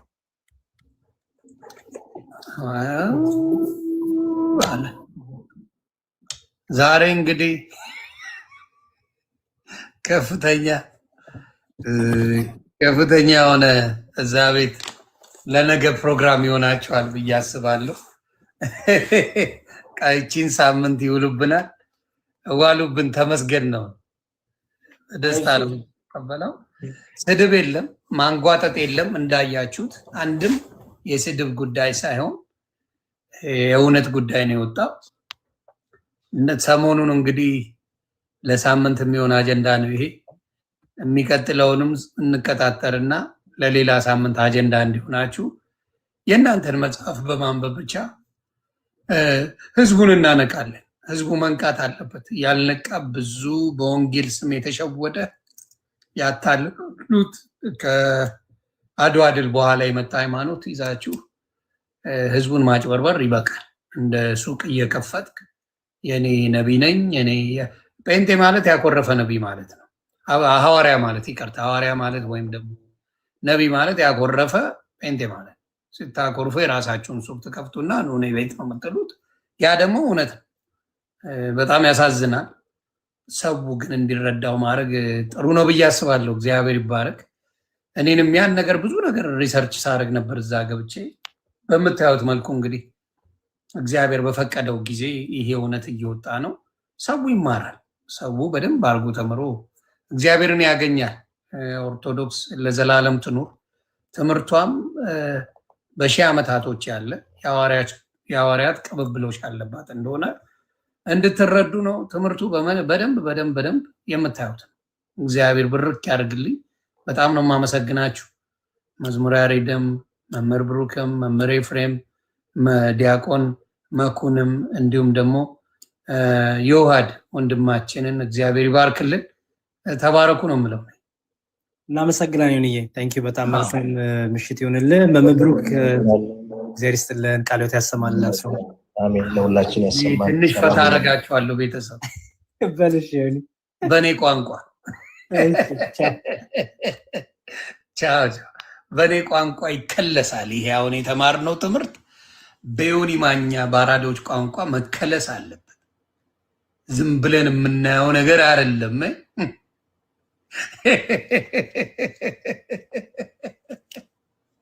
በተለይ እኔ ካልቪኒስቶቹ ደስ ይሉኝ። አሁን እኔ ሳስበው ካልቪኒስት ማለት ባትፈልግም ተመርጣል አባቴ ባናት ተተከል የሚል ቋንቋ አለው። ካልቪኒስት ካንተ ሳይሆን እሱ ራሱ መርጦሃል። የታባክም አትሄድ። ብታጠፋም ተመልሰህ ትመጣለህ። ብታጠፋም ተመልሰህ ትመጣለህ። ሰው ብትገልም ቆራርጠ ብትበላም ብትቦጭቅም በቃ ተመርጣል። ባናት ትተከላታለህ። የትም መሄድ አትችልም። ካልቪኒስት ከሆንክ መጀመሪያ ተመርጣል። ሲፋቅ ኢዮዳብ ጉቶ ማለት ካልቪኒዝም ማለት አማን ሻሎም እና ኢዮዳብ ጉቶ ማለት ናቸው። ተመርጠናል። እንደፈለግን መሆን እንችላለን። አሁን አማንዬ የኛ ብራዘር ጫቷን ድቅቅ ስታረግ ራቁቷን ዱቅ ብላ ነበር ስለሚቻል፣ በዚህም ደግሞ ቀምቀሟን ይዛ የሆነ ቦታ ላይ ደው ስታረገው ነበር ስለሚቻል ነው። አማን ሻሎም ትመቸኛለች ስለሚቻል። እንዲሁም በቺኮሎጂ አንድ ሁለት ቺኳን ተበልታለች ስለሚቻል ተመርጧላ። ስለተመረጠ የፈለገውን ነገር ከማድረግ መብታል። የእግዚአብሔር ፈቃድ ነው። እግዚአብሔር ከፈቀደ በኋላ አንተ የፈለግከው መሆን ትችላለህ ነው። ይሄ በጣም ደስ የሚል ነገር ነው። ትሄዳል። ሌላ ጸጋ ብቻ ትባላል። ጸጋ ብቻ ማለት በኢየሱስ ክርስቶስ እግዚአብሔር በሰጠን ጸጋ ብቻ ድነናል። ከዛስ ነው ጨዋታ። ራሱ የሞተን ይላል መጽሐፍ ቅዱስ ነው የሚልህ። የሞተ ነው ያለ ስራ ምንም ነው። በጸጋ ካልተመላለስክ ገደል ነው የምትገባ። ያንን ምን ያደርጉታል? ለሰዎች እንዲቀል ምንድነው ሲስተሙ? አሁን እንደገባኝ ፔንቴኮስታል ማለት ቀለል አድርገህ መንግስተ ሰማያት ትገባለህ ብለህ ሰውን ስትረሳ አታደርገው። የእግዚአብሔርን መንገድ ሳይከተል መኖር ይችላል የሚል ሙድ ነው ያለው። ቀለል ያለ በቃ ኢየሱስ ጌታ ነው ብለህ ትጨፍራለህ። በቃ ይሁዳ ምንም ኤክስፔክት አይደረግ። ስራ የሚባለው ነገር ስለ ጸደቅኩ ነው የምሰራው። ሰርታችሁ አሳዩና፣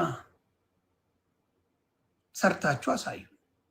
እኔ ሰርታችሁ ያሳያችሁኝ መጋዘን ከፍታችሁ ሰውን ብሩን ስገሸልጡ፣ ይኸው የኢዩ ጩፋን አይታችሁታል። እንዳትመጣብን አሉት። ለምን አሉት? ጸጋ ይበዛለት ሐዋርያ ነው። ሐዋርያ ኢዩ ጩፋ ወንድማችን እንዳትደርሽ እንዳትልብን አሉት። ፈዋይ ለምን? ጸጋውን ነው የሚሰራው። በረከት ያለው ሰው ነው፣ ምርጥ ሰው ነው ብላችኋል። ለምን አባረሩት? መረር መንግስት መግለጫ ወጣ እና አዳነች አበቤ መረጃውን ላጡ መሯት። በዘረፋ ሰው ተማሮ ሰውን ነው የምታስተምሩት ወይ ዘረፋ ነው የያዛችሁት ብላ መግለጫ ወጣች። ፈጣሪ ምስክሬ ነው የምለው፣ ላሳያችሁ። አዳነች አበቤ መግለጫ ወጣች። ተማሩ ህዝቡ በቃ በተለይ ደቡብን አጠቡት ነው የምልህ፣ ላሳያችሁ። ይኸው የሚሰራማ ዳይብለ ሀገር እንዴት ትበለጽጋለች? ሳይረኛ ካልሰራ ለእኛ ነው የሰጠው ፈጣሪ አምላክ። ኢትዮጵያን የሰጠው ለእኛ ነው። የእኛ ሀገር ናት። እኛ ካለበጃጀናት፣ እኛ ካላሳመርናት፣ ቃሉ እንደሚለው ምድርን ተንከባከቡ አስሯት እንድናለማት የሰጠው ለእኛ ነው አይደለ? ታዲያ ማን መጥቶ ያልማ? እኛ ለስራ እጆችን ካላበረታን፣ ካላነጽን፣ ካላነሳሳን፣ ስንፍናን ካልገጸጽን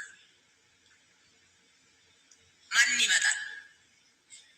ቢመጣ እንኳን የሆነ ስልጠና እንደዚህ ሰጥቶ ሊሄድ ይችላል። ግን እስከ መስራት እስከ መጨረሻው ድረስ ዛሬ ነው ዋጋ ከብዬ ብሰራ እንኳን የሚጠቀምበት ልጄ ነው፣ ልጄ ነው፣ ሀገሬ ነው ብሎ መስራት የሚችል እንደ ዜጋው ማንም የለም። በዚህ ላይ ትንሽ ቅር የሚያሰኙ ግንኙነቶች እንኳን ቢኖር ለትልቁ ቪዥን ለትልቁ ዓላማ ብሎ መተባበር፣ እሷን ቻል ማድረግ ያስፈልጋል ማለት ነው። ጤናማ የሆኑ ግንኙነቶችን ማዳበር፣ መልካምነትን ከሌሎች ጋር መሯታል። መንግስቱን ላይ መረረው። እነዚህ እካክ ምን ያደርጋሉ? በየካፌ ይርመጠመጣሉ፣ በየስጋ ቤቱ ይርመጠመጣሉ። አይሰሩም። ሚራክል መን ይሏቸዋል፣ ያጭበረብሯቸዋል። አንድም የሚሰራ ፓስተር አታመጣም። አሁን ለምሳሌ ዲያቆን ወንድማችን መዝሙር ያሬድ ኢንፎርሜሽን ቴክኖሎጂ ኢንጂነር፣ ሶፍትዌር ኢንጂነር ሰርቶ ነው የሚበላው። እነ አኬ ሰርቶ ነው የሚበላው። እነ ልደት ሌሎችንም ወንድሞች ብታመጡ ወንጌልን ያውቃሉ። እነ ዮሐድ ሰርተው ነው የሚበሉት። እነዚህስ መዝሙር ከዘመሩ ወይ ፓስተር ነን ካሉ ቁጭ ብለው በየካፌ እየተርመጠመጠ እሑድ ሄድና ገንዘብ ይዘርፋል። በየእሑዱ እየሄዱ ገንዘብ መዝረፍ ነው። አሁን ለምሳሌ ወንጌላዊ ኤርምያስ የምትለው ዱቅ ብሎ ቲክታክ ላይ ተርመጥምጦ ምንም ነገር ለወንጌል ነው የተጠራው። ሌላ ነገር አትስራ ተብያለሁ ይላል። ምድረ ሌባ ነው ያለ። ስለዚህ እግዚአብሔር የተመሰገነ ይሁን። በመንግስት ደረጃ ኦርቶዶክስ አልተተቸችም፣ ወደፊትም አትተችም። ለምን? ያልሰራ አይብላ ነው የሚለው መጽሐፍ ቅዱስ ቃል። ስለዚህ የኦርቶዶክስ ልጆች ይሰራሉ። በእርዳታ ደረጃም ካያችሁ ማንንም ዘር ሳይመርጡ የሚረዱት 99% ኦርቶዶክስ። አሁን ለምሳሌ ማስተር አብነት ከ80% በላይ የሚረዳው የኦርቶዶክስ ወንድምናቶች ነው። በጣም የምንወደው ወንድማችን ነው። እሱ ፕሮቴስታንት ነው፣ ግን 80% በላይ የሚረዳው የኦርቶዶክስ ወንድምናት። ለምን? ሳይሰራ ይብላ ይባላል። የእነሱ ፓስተር ሆንክ ወይም ደግሞ ሐዋርያ ሆንክ ነብይ ሆንክ ከተባለ የሚሰራል ወፍ አታመጣ ወፍ። ይሄ የዘረፋ ሲስተም is a very simple one. It's easy. በጣም ቀላሉ ሲስተም እና የሚዘገንን ሀብት አካብተውበታል። አምላካቸውን ረስተዋል። እንደምታዩት ገስት ሃውስ እያሉ ሰውን የሚዘርፉበት ብዙ ነገሮች አይተናል። እና እኔ የተረዳሁትን እኔ ያየሁትን ነው የምመሰክረው፣ ያላየሁትን አልናገርም። ሱቅ ነው የምትከፍተው። ማን ነው ቤተክርስቲያን ክፈት ያለ ብትለው ምን ችግር አለው ይላል። ማን ነው ቤተክርስቲያን ጋር ፈቃድ አለ ወይ? ተሰጥቷል ወይ? ምን አይነት ትምህርት ነው የምታስተምር? የለም።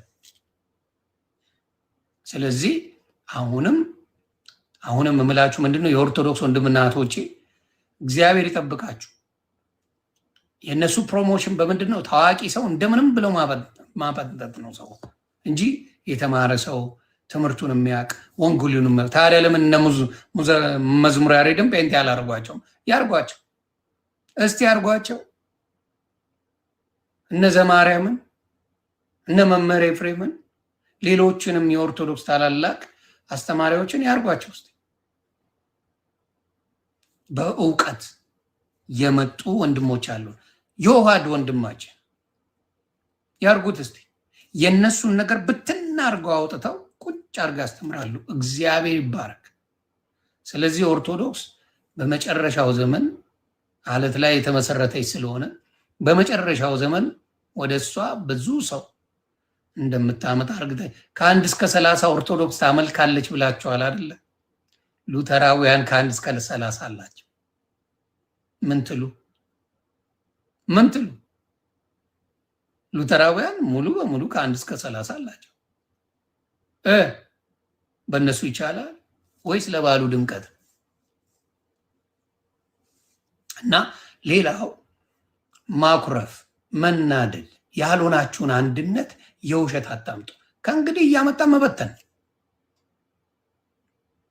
ከእንግዲህ እያመጣን የእናንተ ነገር ምንድን ነው? መበተን። ትምህርታችሁ መተን።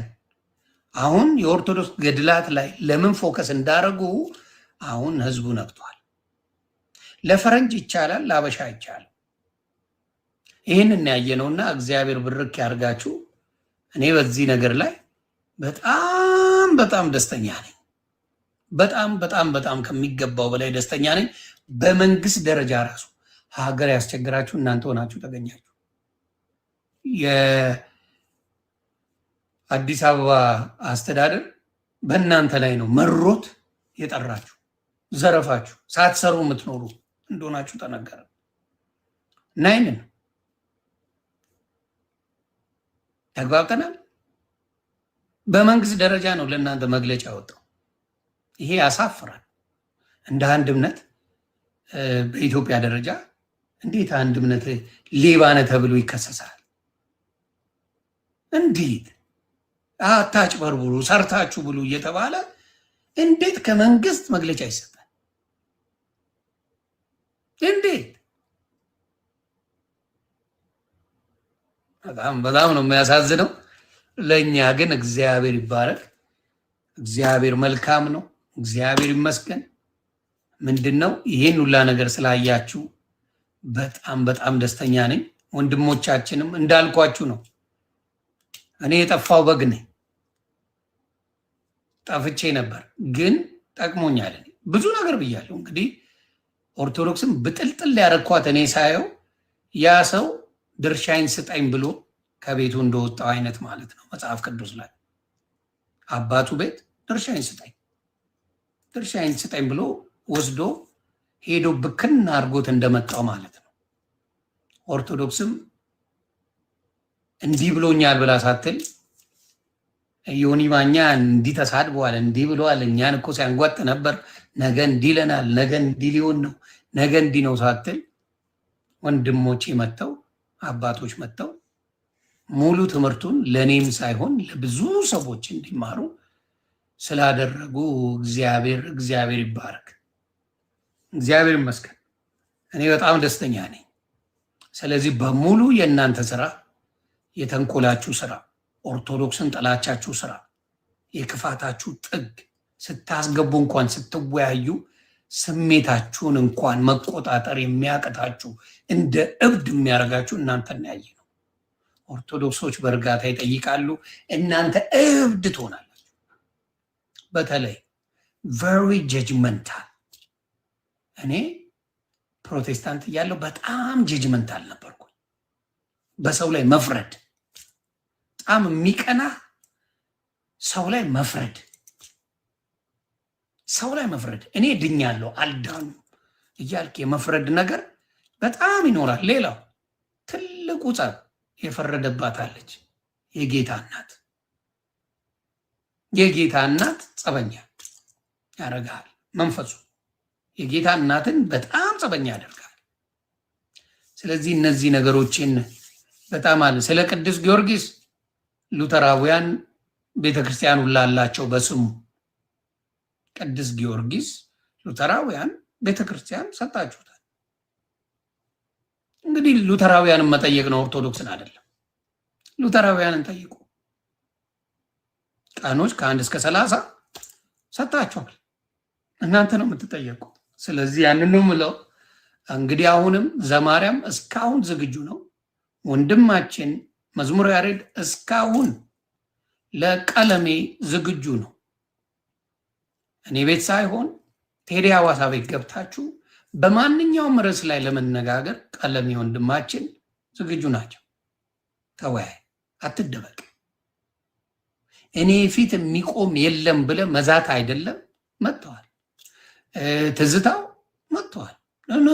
ካፓውን ይዘ ምናምን ማለት ሳይሆን መጥተ ተወያይ፣ አይዞ። እንደሱ ብታረጉና ከመደበቅ እውነቱ ሲወጣ ማንም ኦርቶዶክስ አይችልም ብላችሁ ነበር። አሁን ኦርቶዶክሶች መጥተዋል። 47,000 ትንንሽ ሆናችኋል። እኔ ያሳቀኝ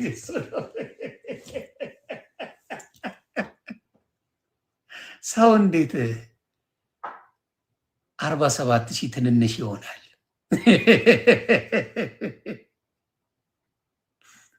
እኛ ራሱ ለማክስ ምናምን ስንጣላ የሆነ 9 ትንንሽ አረጋለሁ ምናምን ተባብለን ነው ላስላስ የምንደራረገው። ሰው እንዴት 47,000 ትንንሽ ይሆናል? 47,000 ትንንሽ ለጤናችሁ ግን ጥሩ ነው።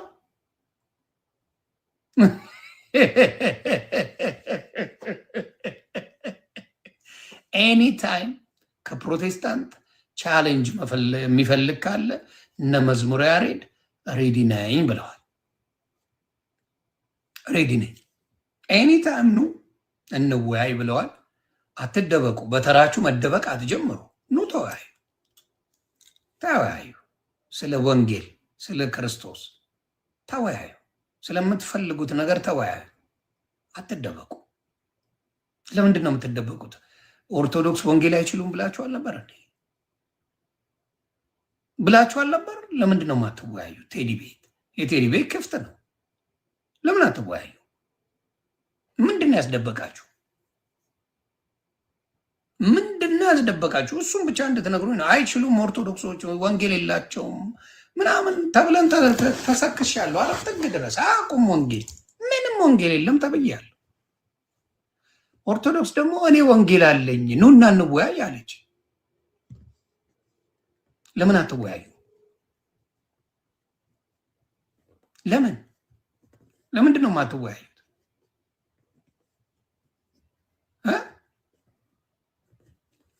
እና እንደፈለግነን እያየን ጨምራለን አትሁኑብን።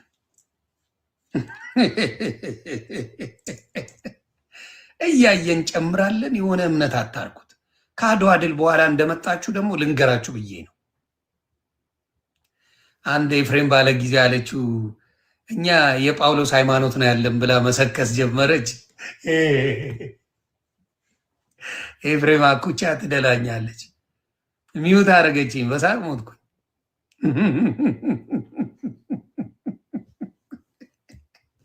መርካቶ ሄደን 1000 ብር ጠፍቶብን እየፈለግን ነው። ከአኩቻ ጋር አልተገኘም።